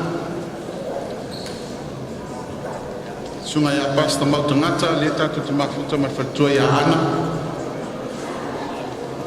Pastor Leilua Sisingafu Atoa, Tatu sunga ya fatua i seia me tatu maluenga i Amerika Samoa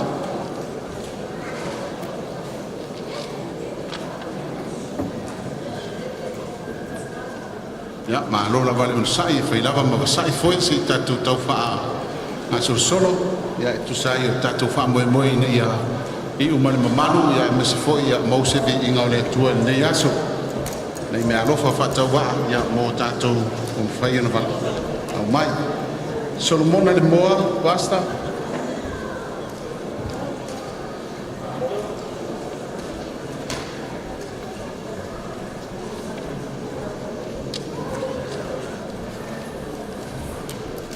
Ya tatu maluenga o New Zealand, te tono le wa uma na tu pusaina uma tatu fa lo longa ni ya lo tatia tu ile pete tu setas ia o le ate atu i a pasta meki solai ia mo le fa'asoasoaina ia ona ua sau fo'i le vaivai o le to'oto'o o lenei fiafi ua latu i le pasta tua'au toto'iloa fa'afetaitele fa'amālō lau me alofa lea i lenei fiafi alo lava le ona sa'i mai me se fo'i le tatou mafutaga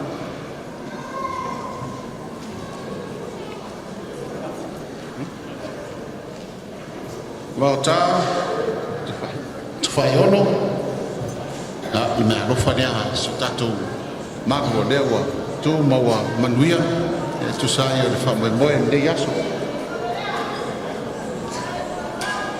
Filimoni Tungamala, Reverend Filimoni Tungamala, me alofa lea mo laususunga fa'amālō lava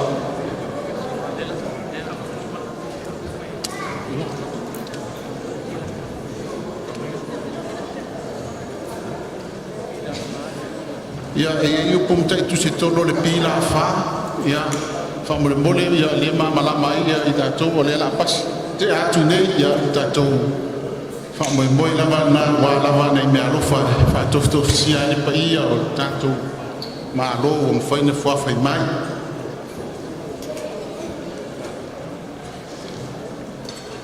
ia le suma pali ina fulafu peu ia o le me alofa lea mo tātou nei mo lausunga.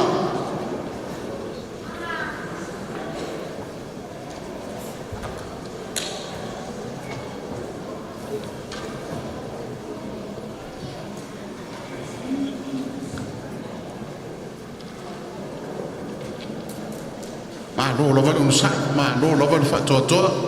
Ia. Marurua te foi tātou teitai se tātou tunu, ia.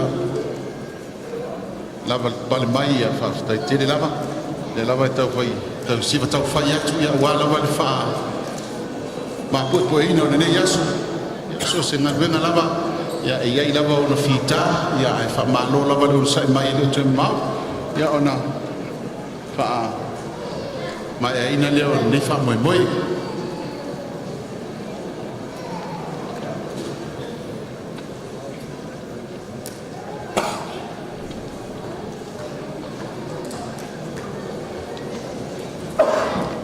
Lau suma pasto ese ia o le sosoani lea mo lau sumai ma tatou mafutaga faamālō lava ua mamalu a nei aso faafetai tali fa'aloalo i mala'u atu ia tai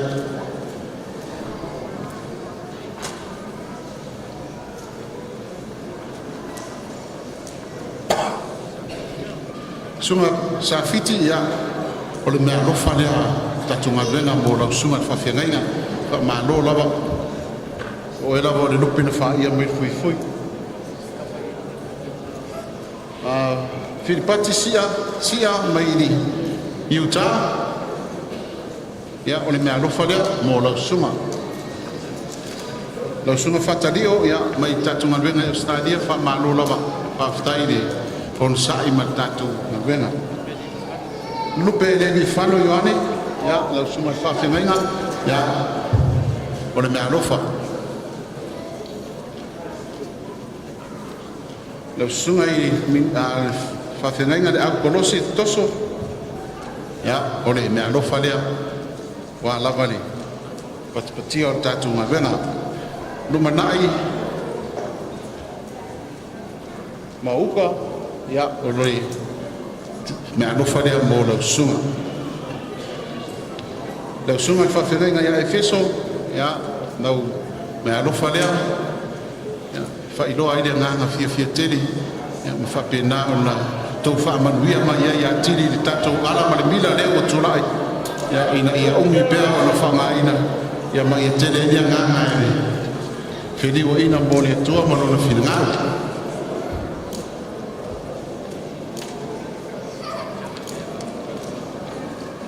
Tialavea Hunt ia o le mea alofa lea mo lausuga mālō lava le o sa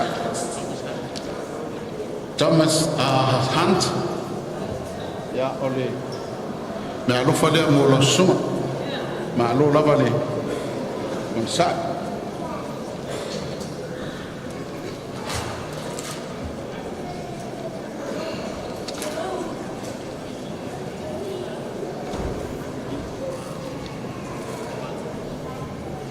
I leo ro pati le sa ia fa to malolo ia wa man malo i le tawina tawa ngadena pa malo lava me alo fale mo o le ata le tana va tu wa to malolo man malo ia fa malo lava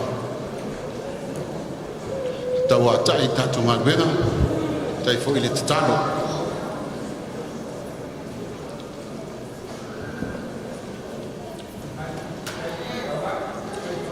malo lava lo sai malo foi le lava pale mai ya ta to ya fiafia ya wa mi foi lava ya ona mawol malos ya fa no ya wa babe lava ona lihi mawol malos ya o poia tu spaia ya ole loto fiafia ya ole vai da wa ma ya woni isi se fa no ya tu sei ne ya so fiafia ma ya so patpatia fa monianga ma venga le tua ya le o tato mori mawina ya le fo wa fio mai ma tala mai ao fa maloro mai te tani so tato tunu se o le aulo le o fanga mea le o fai o tato mori mawina fa tas ya ma tato wa ai fo i le fio mai tala ao mai ya o le inga e fo i le tua ya e mau mai pele o sali fa bole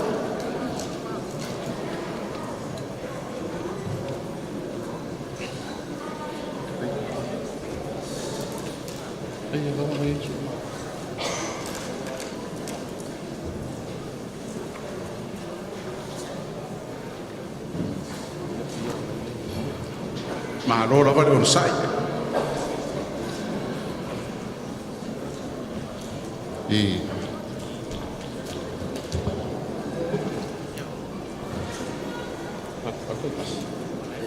ya sui tato come ciao vuoi malai ma allora vale fai va me le tui limo tonga fata ya Mary Fanoloa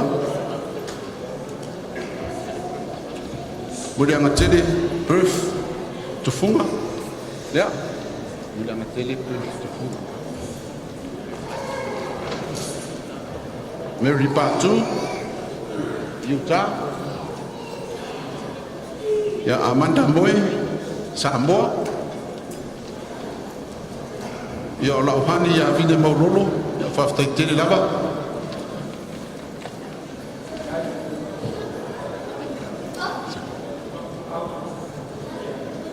malo lava le unsa malo lava le lava pale mai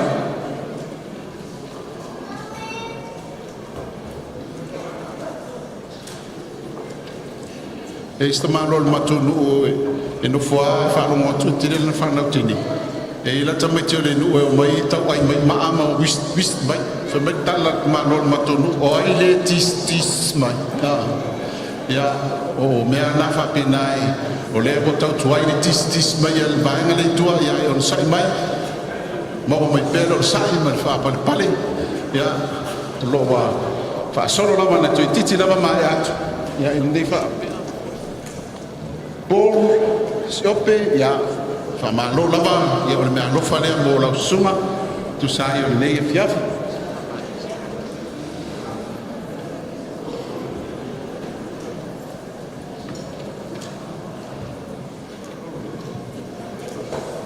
Tera ngona na lei felo tu sia wa le tua i mo fa ya ku la ale ta waso le na fai ila ofisa le ma tu lo wa ba ya lo finga venga di to ya ina fa tu lo ya pula tu mata boto le mai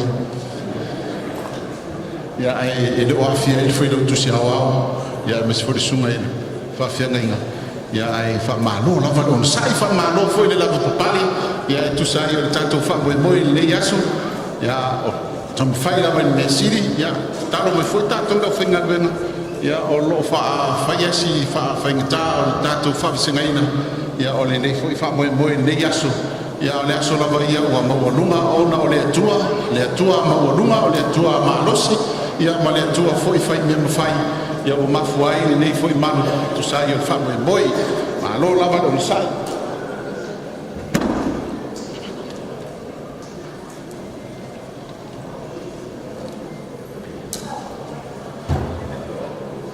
lo lava o te fia atapa tu ni ta fa mo le lava pa ia lo finga wenga ia me se foi ia sunga to ina o lo mana o mia ma to ofisa ia se tasi o lo misi atu ma to mai ta watu no nei fa mo le o lava ni to ia va o foi ni ma to mudi di fa ta tanga ia e fa mo le o talo atu ia o ia inisi o lo ina fa pena na misi atu ma to vai fa mo le ila to to lai mai io le vai ma lo ia tatu malo fa mo le ia to auto fa stai so so mai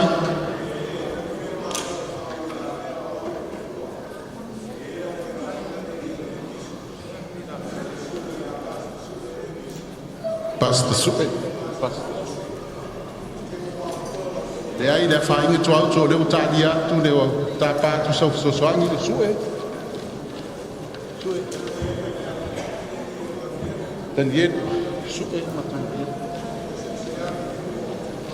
pa stai to auto so angi mai pa stai tele la vale sue malo dan ya sue malo le wa ma tu atu se me alofa fa mo le fa stai la tu auto o le mai ale fa la auto mo foi nei por mal no mi ala la to so angi ya me se foi le lai tu fale o fa mo le lava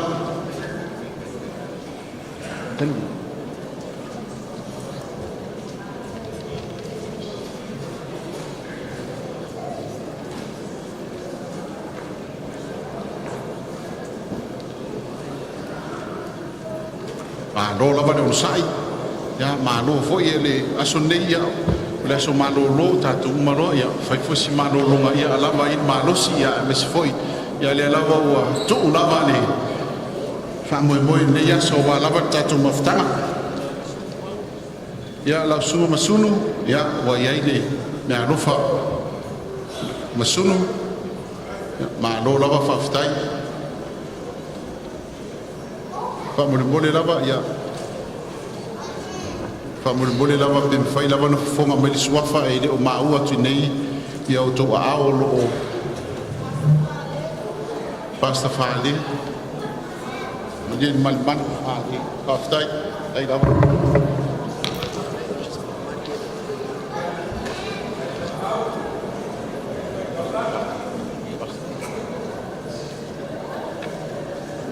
ma lo lava le on sai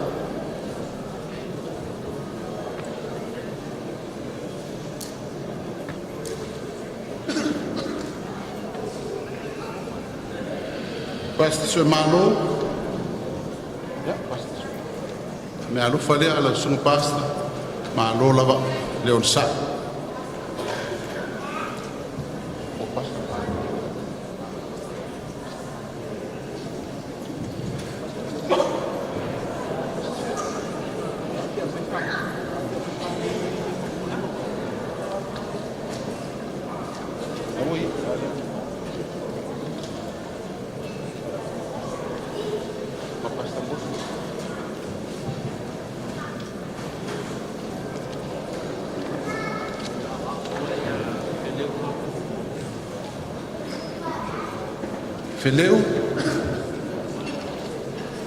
Feleu matanofo le lio sapati a viu toa alo palea amul mole fa taitele lava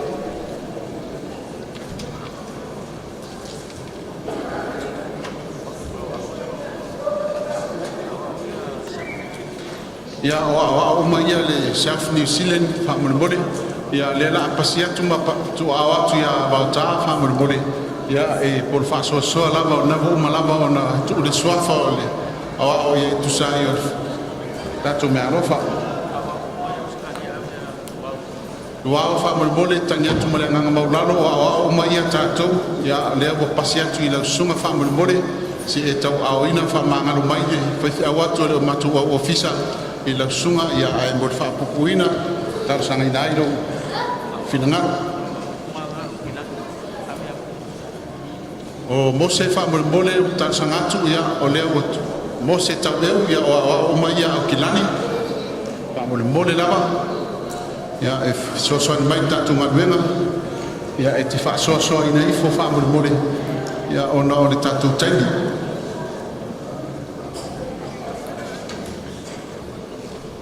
Whaamalo rawa le on sai, whaamalo fo i le sunga tātou teitai au awa e teinane, fio mai o tātou me tei parimia, malo rawa le on sai, te tonu rawa ia o loo. So longa le lei me uma i le lua finangaro wha le atua, ia ona o le tamu whai rawa ia wha le leia le nei aso, o wane i anu si tura i atu se tasi, ia pe ia opo Samoa, ia taape lava, ia taape lava, ia tofu le ngongo masiana ia o le wha moe moe le le ma fuai o na tamu whai atu le mesini, ia i le nei Fiafia.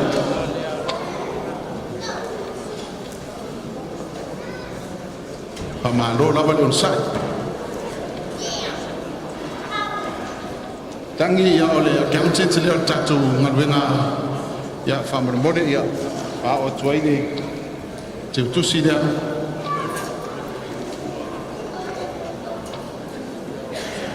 Vernon ia ole tatu rohia lea ia ole whaatasi mai lea so whamoremore ia si tau a o tuai se bea lofa whaatau waa lea mo le sunga le tatu rohia.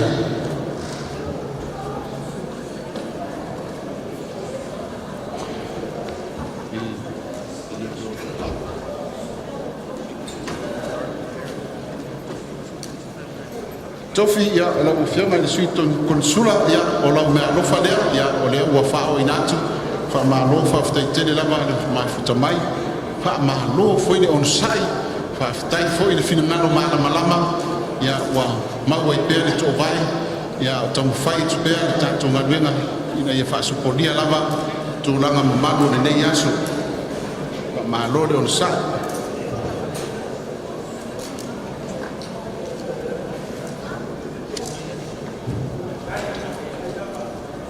New South Wales whaamoremore ia o lea ua lea tuinatu ia Tavita whaamoremore lava Pasta Tavita ia whaamoremore lava Sydney West ia lea ua ia Tavita lava whaamoremore ia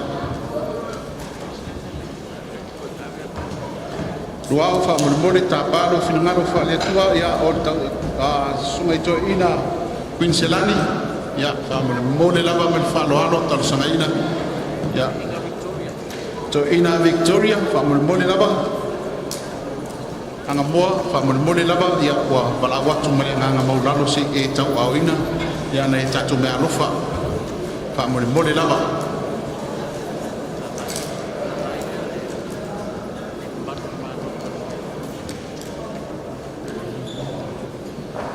Te tonu lava ia o loo ia ile tātou leo whapitoa malanga mai e tau sosan mai tai o tātou tunu ia maa lo whai o whaiva ia ole mea lofa whatau waa lea i lau sunga wha maa lo lava i le pola pui pui ina tātou palemia ia i mea umai wha fio iai.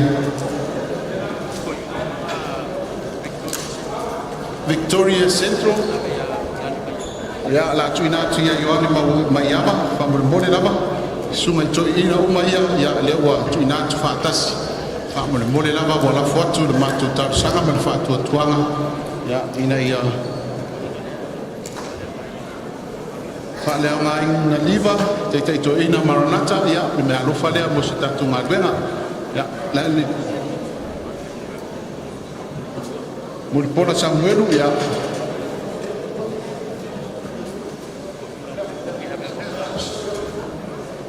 ma safa mole ia ole te tusia te to ina i Wellington ia malo lava le tau fea ma mai ia i tatu fa moe moe ia o manuia ai ma fa manuia ai tua pira patu ia ole te to ina Utah ia la le me au fa malo lava stai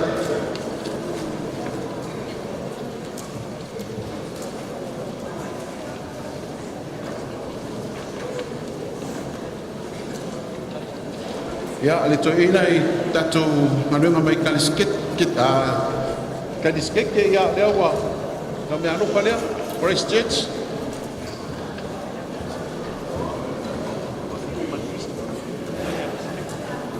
To ina umai al East Faaulufalega Pastor Meki tarsangaina mal Faaulualo lau to fafi ngalo mali se I tau au ina te tusia ya mole faasoasoaina. To ina le West Faaulufalega Pastor Foa faatangsia malengang maulalo se e fa soasoaina to tatu te tusia to ina Auckland Central ya Palasi Faaulufalega ya lewa mau popo atu di te tusi dea o faasoasoaina I fo mo to sunga I to ina Faaulufalega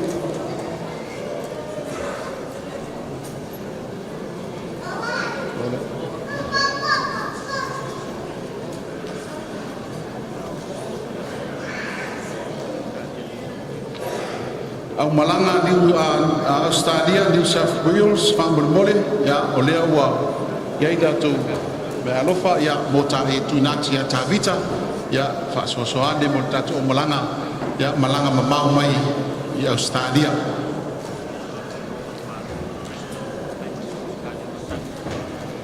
ya ole tina malolo man malo ele awai mai ya te tulunga le falolonga le mo tatu tina mtu ya mtangi sione ya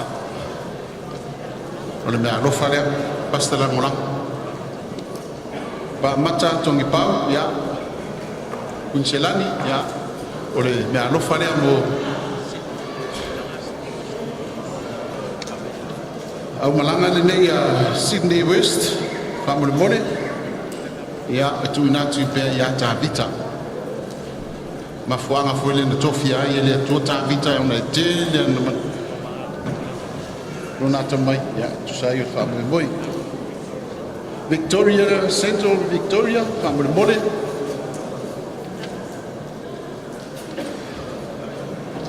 anga moa Faaulufalega tak sangat ya mo le faasoasoaina Faaulufalega matai unga po Victoria me alofa lea mo lau sunga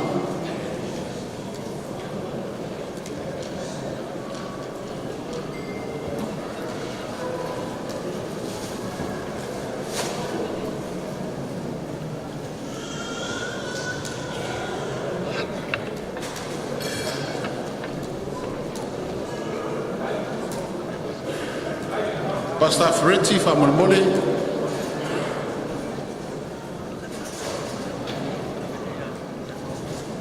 Pastor Ferretti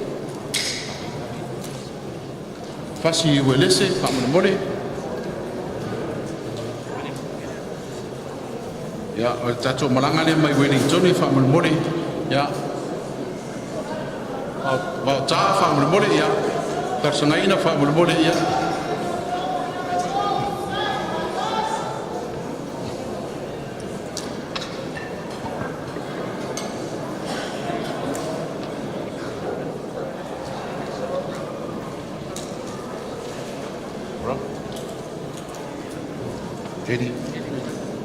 ya e lo tatu mafuta male tusiata sa tusina le ata tatu malu ya Eddie Brown ya Faaulufalega ya ole me alofa le tatu ngalwenga fafuta mo le tusina le ata matua mana ya tatu wata e vi ia ile tua ya e fafuta tiri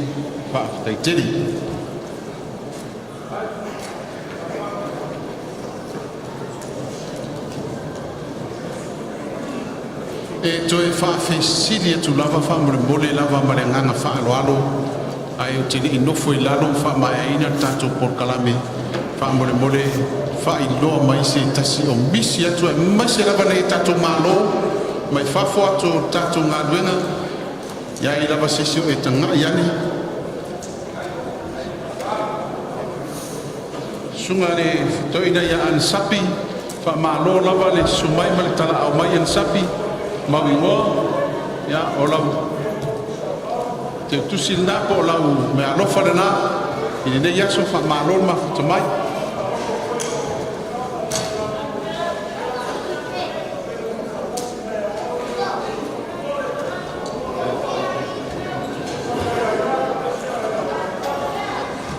mo le lau sunga foi lau sunga fa walunia so le o mana tu fa tasi atu tono mtanga wenga ya mafuanga le fa ro ma au tu la vai ba yo finga wenga e na te polo whaasoa ina I fo le tātou whaalaro whaaftai.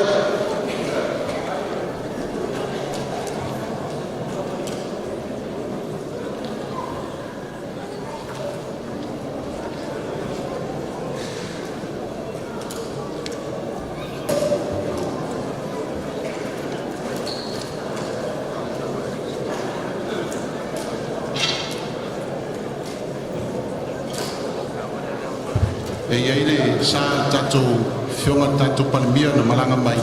Ia olo iai le awita avali si tu lou lava, e lo whafo heina mai le sa. Ia lea wa pasi atu pe te atu le alofa. Ia mo le... Ia e mese foi le ao le tātou malo, ia lea foi na tautai mai le sa o le tātou taitai. Ia lea watu e tu atu I le konsula. Ia mo le whaasosoa ina ane whamole mole lava. Ia ai toi fesilitasi tu lava whamole mole whamalo lava le unusai. Whamalo lava pali. Ia tu sai o nei aso mo le whamole moe ai toi fesili atu pea whamole mole. Mese lava na tātou nei au kilani nei lo manino lo tō silisila nei tātou malo. Ia a mese la walau dia. Ia o ua maukopo mamalilei uma tātou malo mai whafu.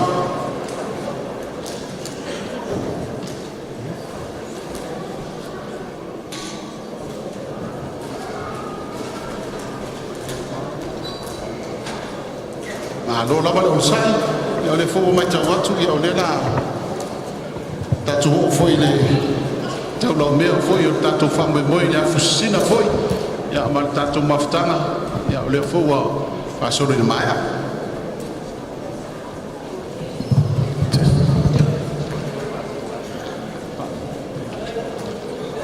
Whaalongo atou, o le nā lofa lea, o tātou whamoe moe le aso.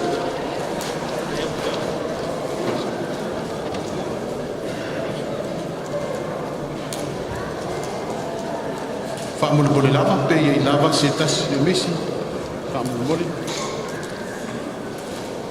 Ma le nganga whaaloalo. Asiata.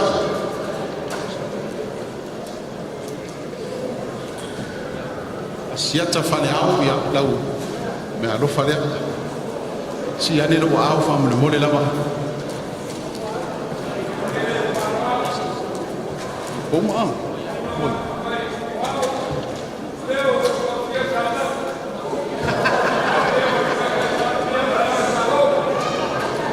Dai lava, ma no lava le saunoa.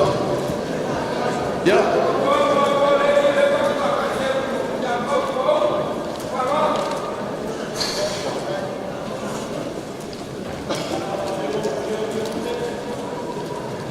Whambole si toi whafonga mai lava whambole o tu autu.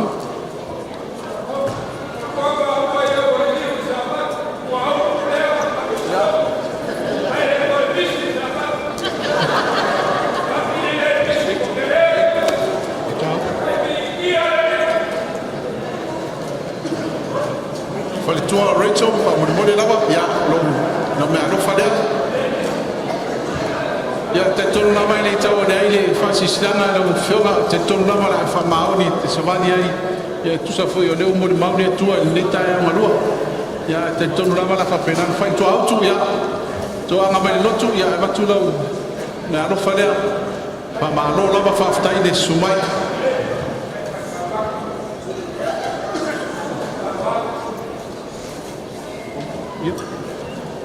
E mai tau atu lea ua whamaya ina tātou whamoe moe ia le fua tofu tātou maru nei ia e mai se lawa whamoe moe maru nei aso ia ono tari tonu ria le nei tae marua le atu le toi anuar mamao sa mātou whamatalanga e na o toi manatua lava le meni mawa e ngā tui manua mani e toa o le a fo I Samoa Whapera ia leo tala na male toa sole se o le wai wha e la wi ana tae le masa no noa o le foi ua se I lau talo na toi le pala loa ua ta foi le tolo na ola I le pai loa o le awalu malie wa o malie lava la o fiona pale mia o la faaaloalo i le aso o le vaai alo tino tulou i totono le manu nei o sau faaaloalo maualuga ia Pastor Willie ma le mamalu o le aofia nei le ua faaae lauia na tae le vasaloloa ua tutiute ma u faiva se'i le tolo na totō i le paipai loa ua lia'i foi le talo na totō i le fusi loa ai sea o lo vai maualuga i lenei tuagaluega o le faapito augafa i lava se faamatalaga i le aso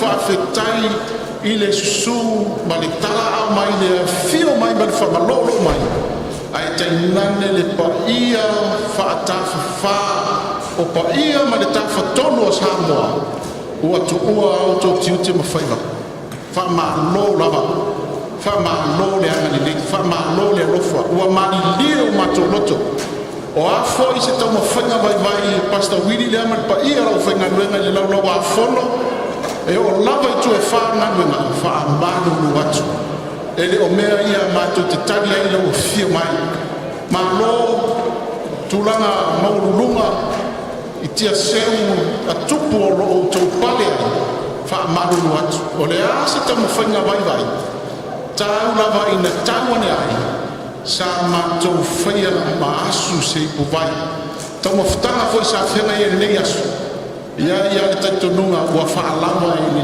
gaga o le atua i faamaliaina o tou finagalo e tusa i o le matou valaau atu mālō le tali faaloalo mālō le ona sa'i faafetai tele i lotou manatu e sili atu o le tāua i le auai i le tino se itulou e sili na telelo na gali a matou le tau lea ua matou alaʻiga lenei aso alu i tala i le vaiva le usuga talatuu i totonu o le galuega asofitu Samoa tutotasi ua faamalolo mai taʻitaʻi o le tatou atunuu mai o se mea muamua fo'i lea ua matou fiafia ai ia ona faapena se faamatalaga mololo ni te'e ua faauiumi se faamatalaga o le tala lava ia le tupu o mai ina au mai male to o manu tate felo ai o manu foi tate fama baya ia tuie o vai lo tatova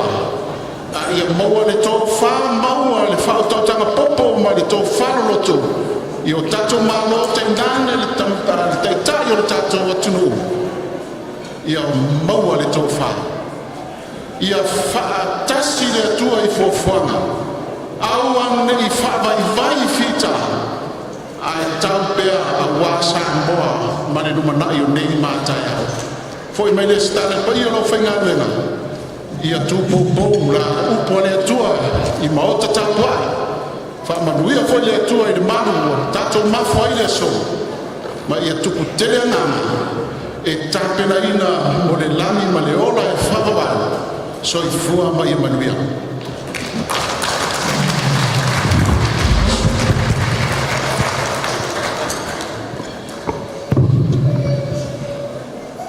Malo ftalai maulolo.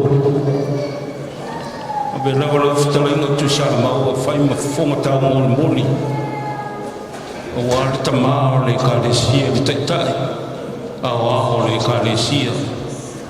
Aya tatai o tama ruenga sunga I fa inga ma faletua. Ya mesile lo o le kalesia so fitu tuto tasio Samoa. O te teletonu o vera le fara le fu fa I fu tua mafa fine malae ia wala fitalainga tu sai male le yaso le fu suwa tu la finga no pa ia le tua aya le pa io Samoa o poto le yaso fa pito nga fa sa fa mtaranga le fio mai le fio mo le tamatai par mia ma o te fo isa wila o to piunga mo to falolonga o wale o mamalo le malo ma o ftalai foi faleata tu sai ma o to piunga mo to falolonga fa tupu mai se o mau no ai le so o le melea lo sunga tama lo sunga le teta yo le kalesia ao lo sunga wili papu ai mai se le fa nga ruanga tausi mata nga ruanga e fia o le kalesia in New Zealand ma Samoa ma Australia ma America e mo moli to le fa maro ma fa ftai le foi e fia mai le sui o le kovana America Samoa e fai ma sui o le nias e tu sai ma le nias a mata mai le vai le so le sa linga ma manu e o mai le so yo to faro longa ma o se o maro fai o fai va tara le o mo fa se o se stongia le se la tila fa o le tuarima o fa maro fai o fai va me o tato fai mo lo tato o vi ia le tua tu sai ma le nias le o so ta yao yo to faro longa e le ngate le maro Samoa a le o fai ngana tu to fi le tua ma le pa ia ma le maro Samoa wa fi mai fa maro fa ftai ni se si u si dia tu le lo fa ftai a o si le fi le tua me o mo le nias fai le mo ta tu ta ranga o si lu mo le tua e vi ia i lo finalo o ne aso fa ftai lo to fa ro mai se lo to tua maro e ana le fa ro longa le maro e le tai o maro le fiona i le tamai tai pa mia ia mai se le au malanga o sui la vanea o tato maro tu tasi Samoa e mai se foi de sui o kovana i America Samoa fa maro fa ftai o a me o fa ma i do mato taro le ia to fa tu mo le tu o lo to sia o lo mara ia tamawa i o to fo ia le leas e mai se fa manuiana wale ni ngaro fo ia fai ma puna o le fina ngalo le tu e utu vai ma ia so se Samoa New Zealand e mai se foi Samoa Australia ma America mai tu e fio le nei langi e le fa mata fa bulo ne sa fa mtalanga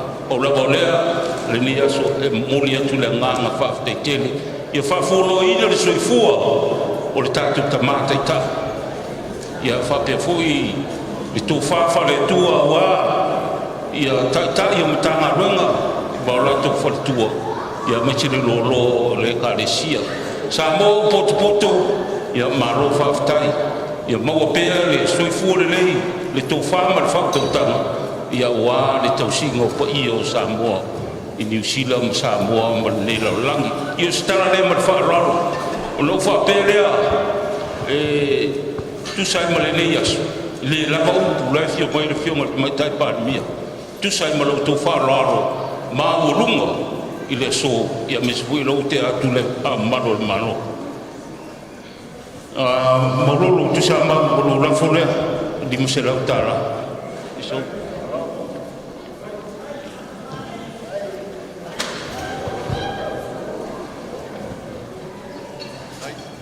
ai foi le toto ia tapena foi le fiona ile mai te palmia ia la foto ina ia tu mai la ga ke li lo ai fa so e tu sa ma ia se le ni musela utara ia fangata ile sa ma tu fam talanga ia ro fongi le tu le ni aso a ta pele fo mo sino ia ile mo le tu so i fu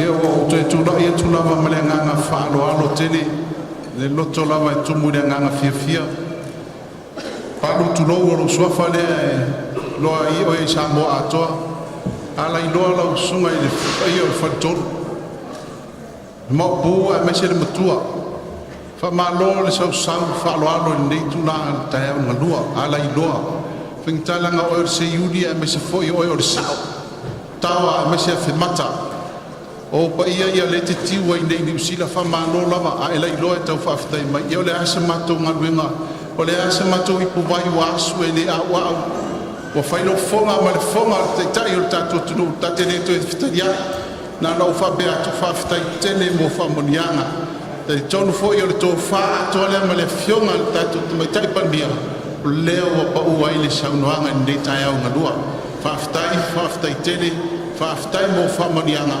whaftai le awai mai. Ia whai follow toto. Ia toto le whionga e pe nao na tū le vāo tangata Samoa ma New Zealand nei. Ia wā lamal whainga whai fo i o tātou tuno. Ia manuia tele nei aso. Whaalavar toto o whata maulolo. Ia manuia tele nei aso whaftai.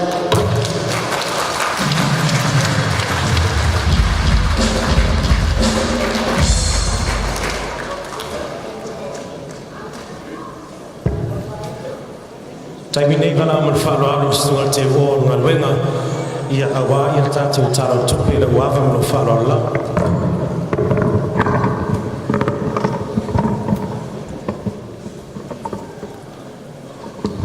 Whai umara tāna tātou tupe, whai si umi. O rono winga, o lea ua sāno tātou i tai o tai ao.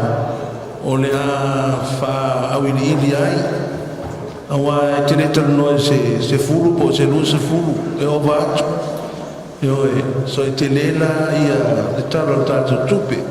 Le lau whawanoa na le kāresia o e sa ngā rue mai. I tu e wha, a whai te renga rue mai au e te sautai au. A whai ne enga rue mai. Welcome tomorrow. O na lua la o le tātou taulanga lea na lafu. A naf, sa pati. O le tua. So parana nga le tātou individual polo tauranga tangata i tōtas. E tāwana lele le ia wa lele le manu wa silafia le tātou pokalami. So mawhanana le ua vato i le avanoa le tawaitai le assistant le wa pertuia mua. Lo sosoani me te au tupe o lalangu. I le mwhai na tu whatasi e tauranga lea ia le lai a maua tauranga na le ala apresena tu nei le tātou e kālesia. So na taulanga na vale ana nafi. A tangata tai tōtas. Ia na iei ma le tai lima awhine uto e saufu e tātou mtanga luenga. Awa uma na mai taulanga tātou mtanga luenga mō le Faaulufalega. So tai au na tō sisira umai tātou taulanga na. Ia ma titi o loma te tasi o me uman whai e tātou ngā luenga. Le aso a tai au. Mua?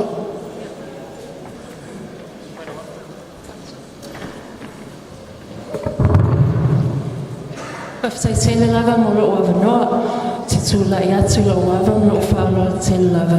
Ia velo leo e whunga i nā atu lo o tō ma au ma mimilosia, ia polo tō au ma whola.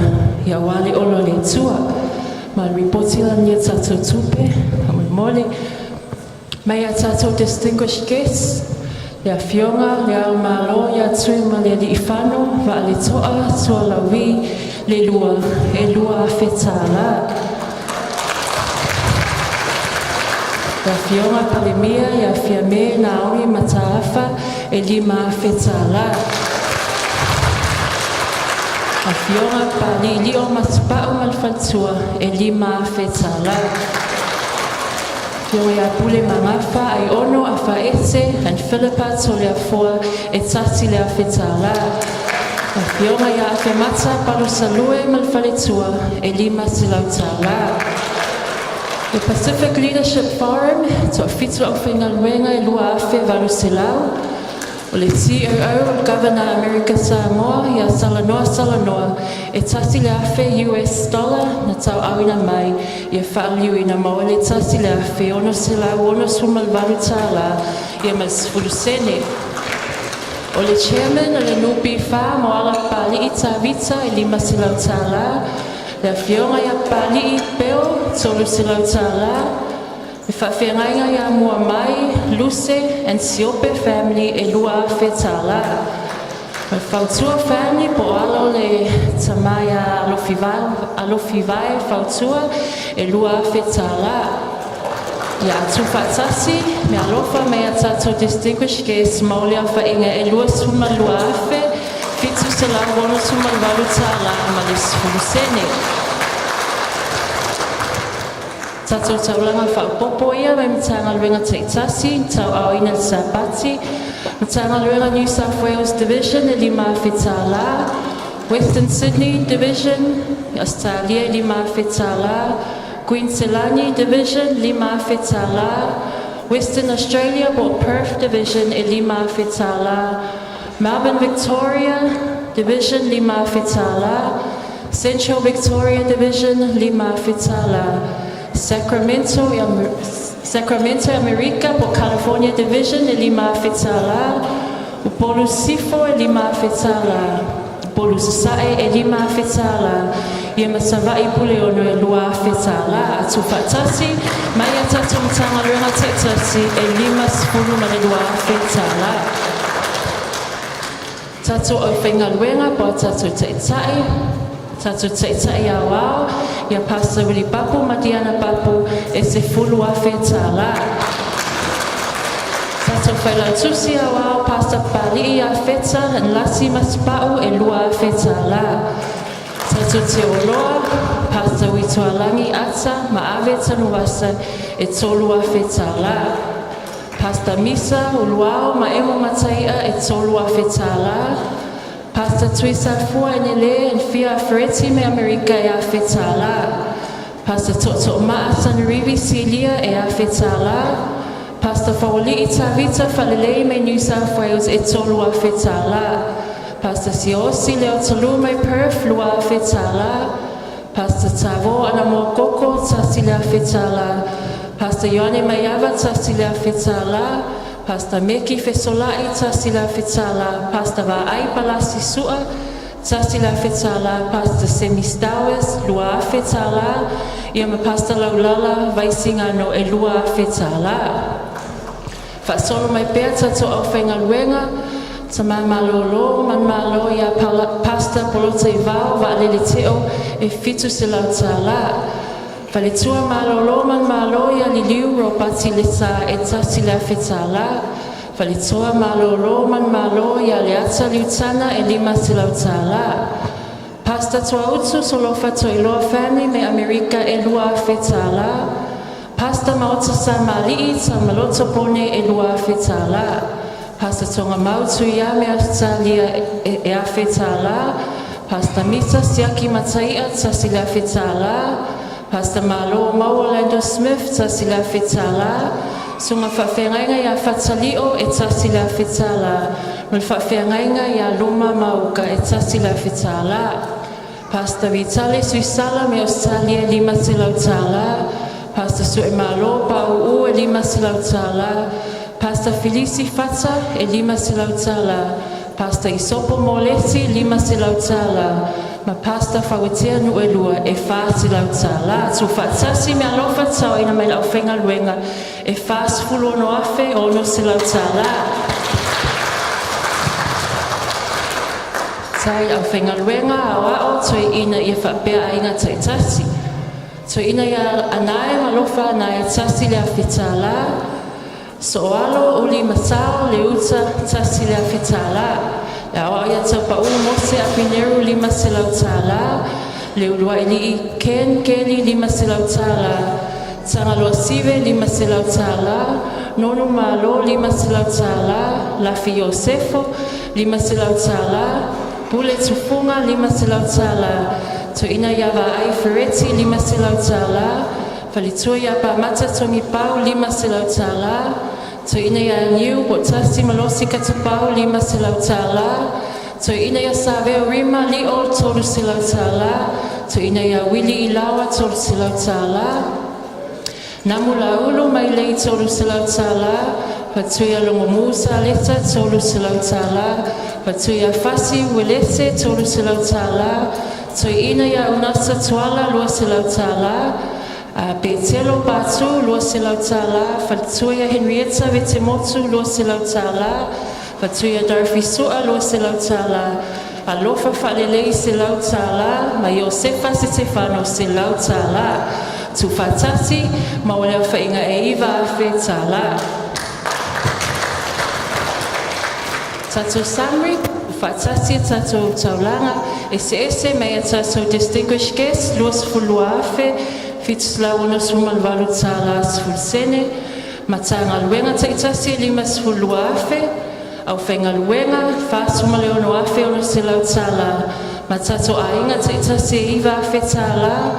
Ia matsapati na ia tatou taulanga lusi sautanga I lua afe se lau walu sumatasi tala walu susene a tufa tasi mauli tatou grand turtle e se lau tolu suma lua afe lima se lau fa suma le iwa tala iwa susene tati se lau tolu suma lua tala lima se lau fa suma le iwa tala iwa susene faftai te le lava.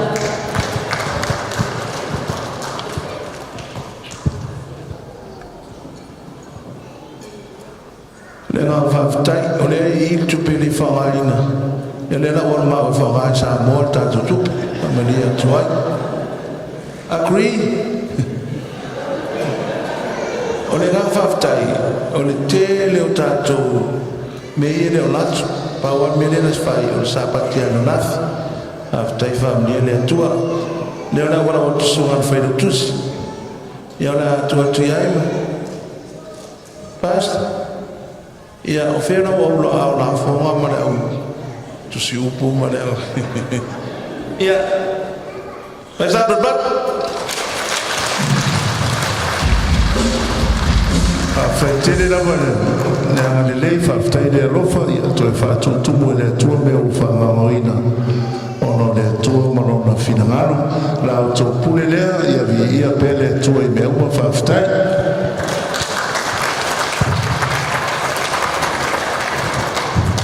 Malo whaftai te rau tātou taulu mai siu I o tātou whaamoemoe. Pei tai e ao na whamaina I a tautinga a nei o tātou talavou. Tasi tātou ai te malo tutoe o le mtanga luenga Central. Ia o na tauarunga le alo sua tekta ia o ia ala moana pastu Ulipapu. E whape nei la whenga tātou mea. Tolu minute siva a Central. E tolu minute tauarunga. A ivas fulse bone fantastic time a toa lava e tu atu mo o tau. Pat mai tātou mo mtanga luenga Central.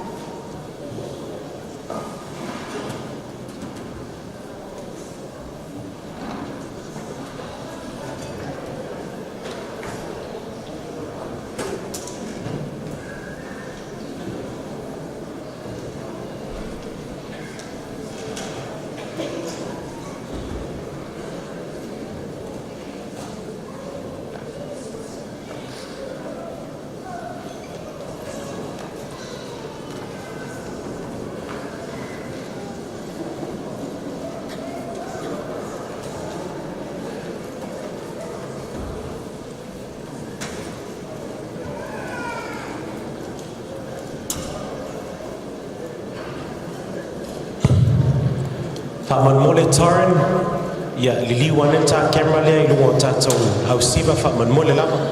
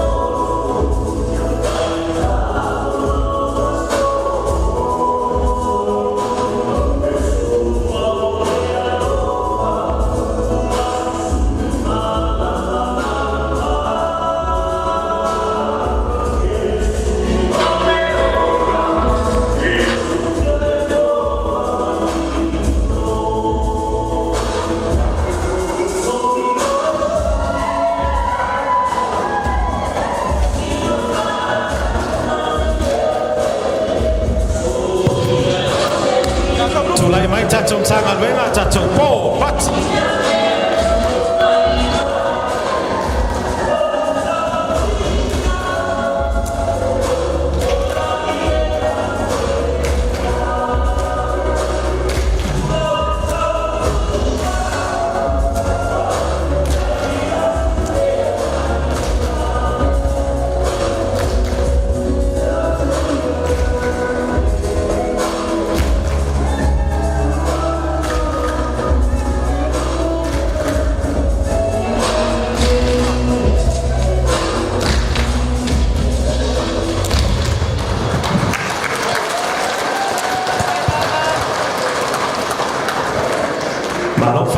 Central ia o le taimila nei o le a tawarunga i le tātou Pokalama ia ai le sumai ia tamaitai ia Lizzie ia o se alo e whaasino sunga taitai a o ngā wenga ia e whape nei tātou wala watu mo tātou tawarunga le mamalua o tātou mtanga wenga a whai ua mū lavalo loto e te fia sasa na e tua ne ai lunga na e toia lava nei lalo wa lava tātou malo sasa Batulela Banoya Tatu Malo Fafai Mai. During the COVID pandemic here in New Zealand, no uloi o le pila fa esile mana yo la auto sasa. Matanga luenga mau mo pero nofo. Lizzie sawia la wa no nei mamu Tatu Malo. The floor is yours.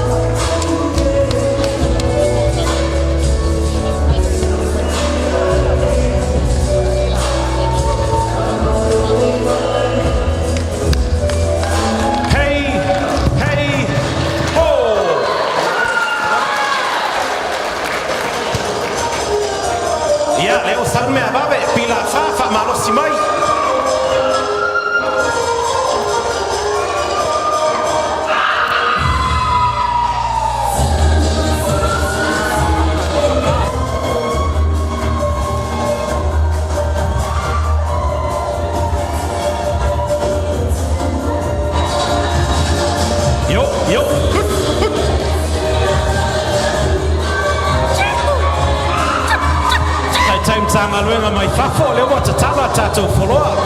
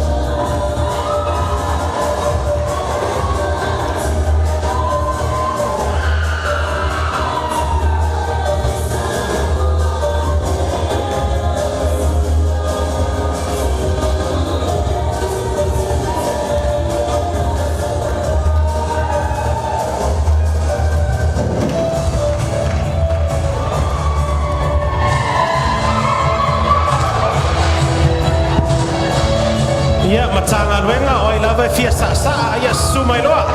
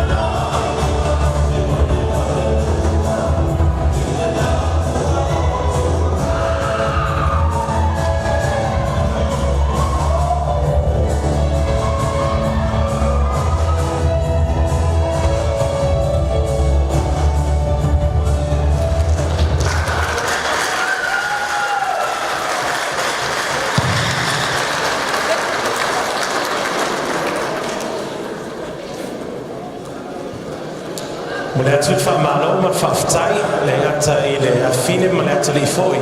Ia arwa maru o tātou wararia sa. Tātou ia tae tupe o te ronga lata mai pestai awa iei tupe ale o nā mai tu e lautanga. Ia le o tātou tau nuu mai I sui o tātou whamoemoe. Na o tātou a mata I le atua e a foi o no tātou whaiu I le atua. Taro atu le mga whaalolo le sunga tai lo e ka le sia pasta uli papu. Ia o le o tau a atu le mai sau nuanga whaiu ia masa tātou titalo. O no tātou tau maa vai le il whaalolo.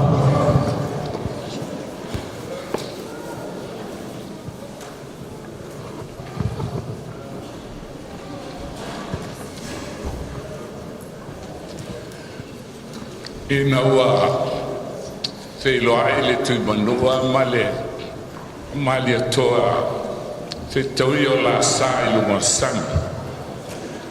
Na whapele o upu, whatali se te taui fola o na te loa ele o tupu.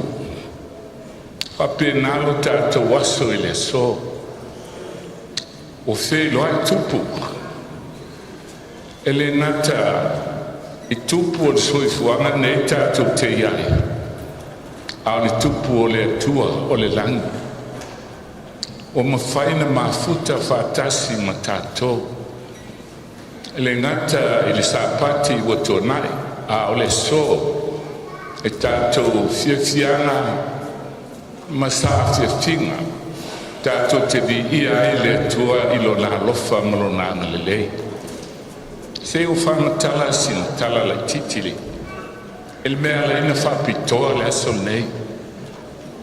Ele masani le malo. Ona iai whatasi le ao le malo ma le palimia.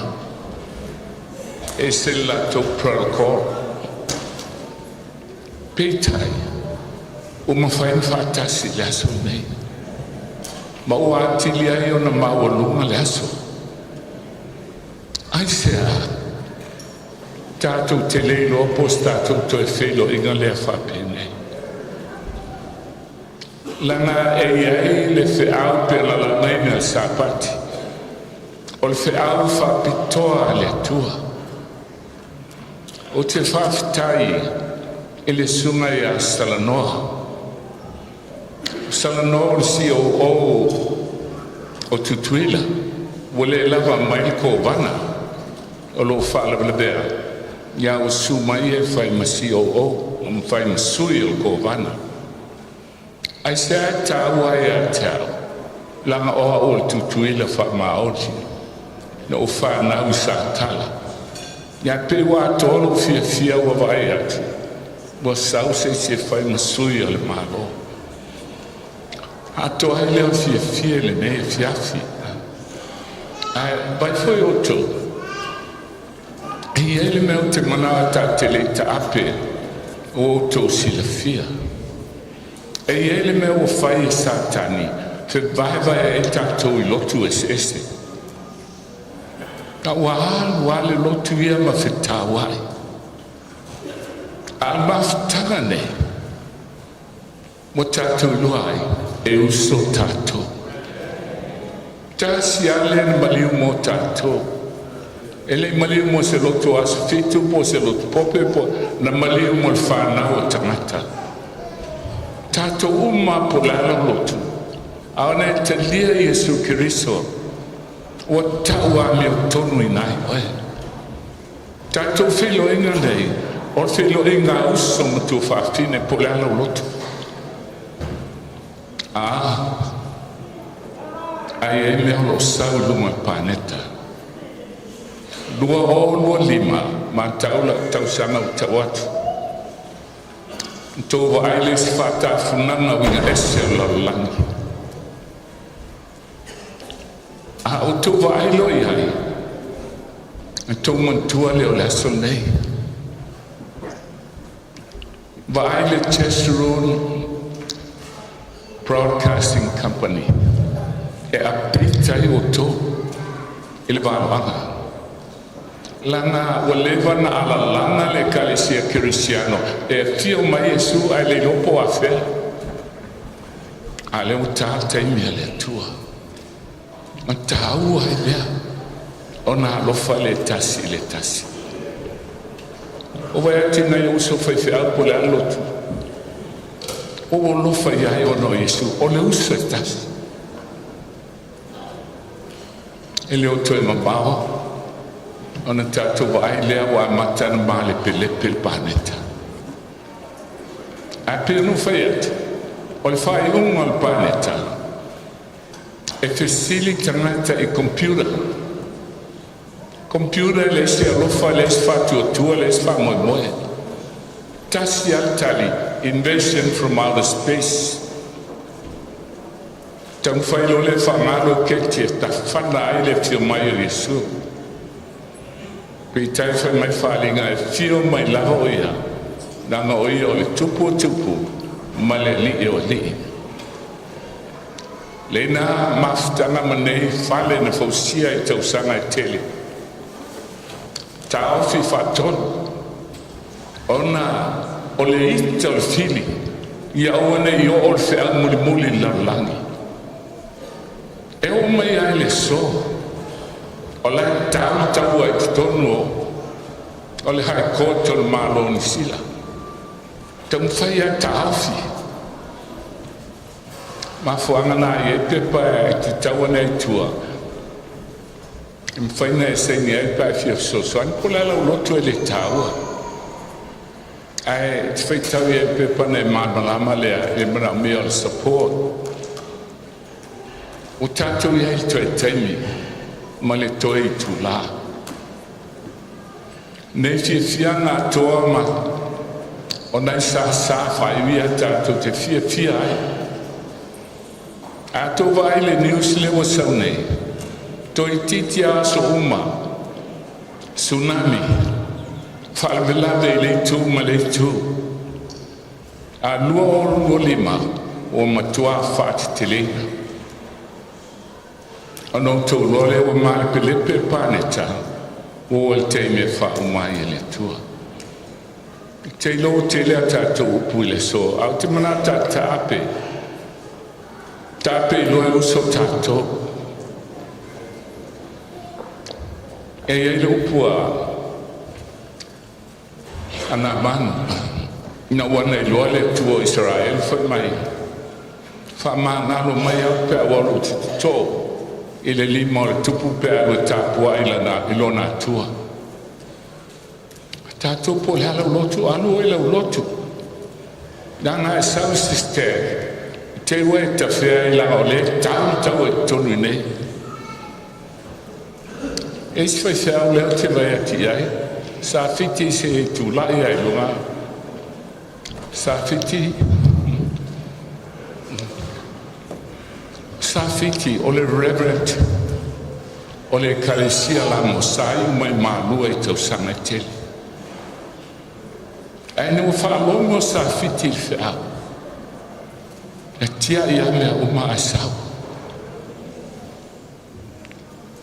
e talo fa ia sa fiti fa pesa uia o SISDAC con tangata o mole langi ai sa foia e se foi le tau ala le tau ma au ponsa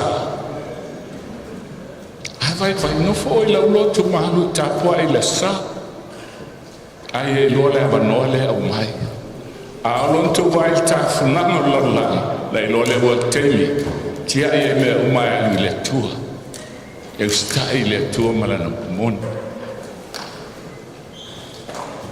o te mo miti laso ta to te filo ai fa bene e leo se inga o leo langale ai le langi ma le ola e fa vau fa tasi ma Yesu tanga ftanga ta mai mamoi o te ola nei mo sapali alo loto we le langi ma le fa moi mo sapi wa leo te no mau alo fa le tua fa mani le armalo fa mani se tato palimea fai ai le tua mamma fai ai le tua la vanoa vai foi o teu paki e Samoa pa wale paki e fai ngola langi o le fast fa tua le tua Samoa utasi a mai le tua le toi tu la planeta ele ngata ia tasi Samoa ai tasi lalangi ia Yesu Kristo sa me tato mo le ola fa va a to vai lo ta funa lalangi te mina ke solai au ese la malo pole tu lo no we yo to ese mai papelonia a ona na sola ese vai o ito te pai tua na bele o e matupua masima peo la valota ai matua tia i me uma ai sulu le tua te olai ya la pa mustata wa me okay le ta amen amen tata ye loto ile tua pi ile tua o loti ele se me fete ai wa wele langi lo tato fa mo boy manuia telele tua nei afia a mesene o tatou so malo le asene o mato mo fai nei asu tatou ia tiai i hapau al meu o fai paftai lo to sumai paftai lo to mafuka mai o fusia e tatou po fe te fe anoia so se teime te mai nei e te lolo falsalia te lolo tu lea sa lo tuari oe la motasi tato uma ia Yesu Kristo lo tato faula a manuia le tue tato ofia tu natu lola te pasa ia feta se tu lai ma o ia le on fai lo tusi au o fai ati hai sa lo ai tau ave tau nga nuema a tu mai hau se walu abel fi aula la anon fi fiele o telefai o taula la tu o tiati afeta aperta mais tanto amene sua foi isso Amen. Tai.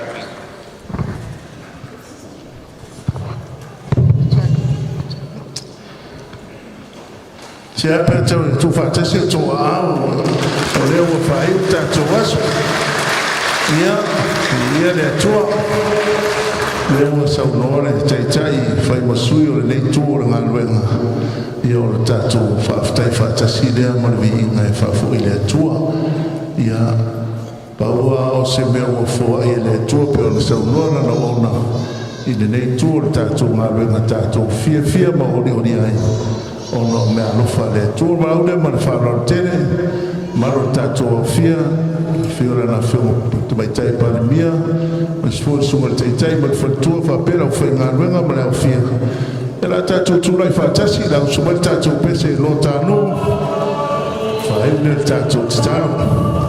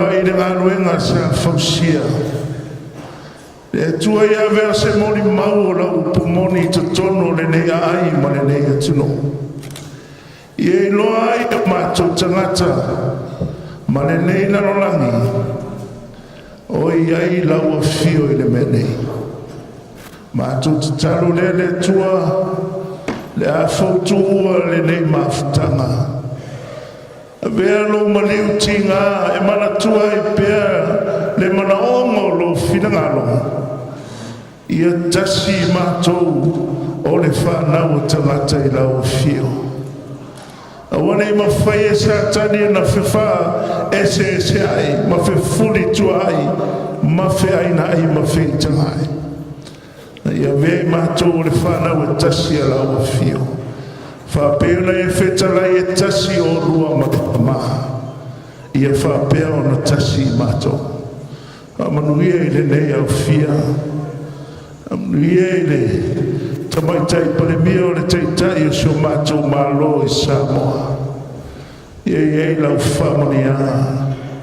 O tuoi mātou e le au mamaru le mālo malana masiofo. O teitai o sio mātou o tino wala mātou tataro. Ia whafualoa le soifua I le tino. Siri le mawhawhau malale nganga wātiu te mawhaiva. Malau wala au. Se aso se taimi to e taliu le whai ngā malanga. Le atua pui pui ma leo leo runga o pea o le ea ma pea o le vasa pea o le ala. Le nei au fie le au whai ngā ruenga. A lau o fio na e te tofi whata whai tauranga. Ia e lau whamanianga. lau kalesia mai lava I maua tetele se o I monga iti le tua ia malutia I oa ao malo lofa tunoa o nai o mātou uso sa mo ma e uo ma e masani ua mafuta le nei aso ia leo leo ina matofu sie mātou maufanianga whaafitai tere le tua ilo mafuta mai whaafitai ilo whaafufonga ina mātou tatalo le nei aso I lola wasuafa ua ole mo mātou tatalo tue nei. Amen. I le avatele man whaanoano e tālo sanga tuai tātou laulau tutu mai pea ia a ofio atu ia le te maitai pāle mia ia malana delegation I lona sā whaafitai.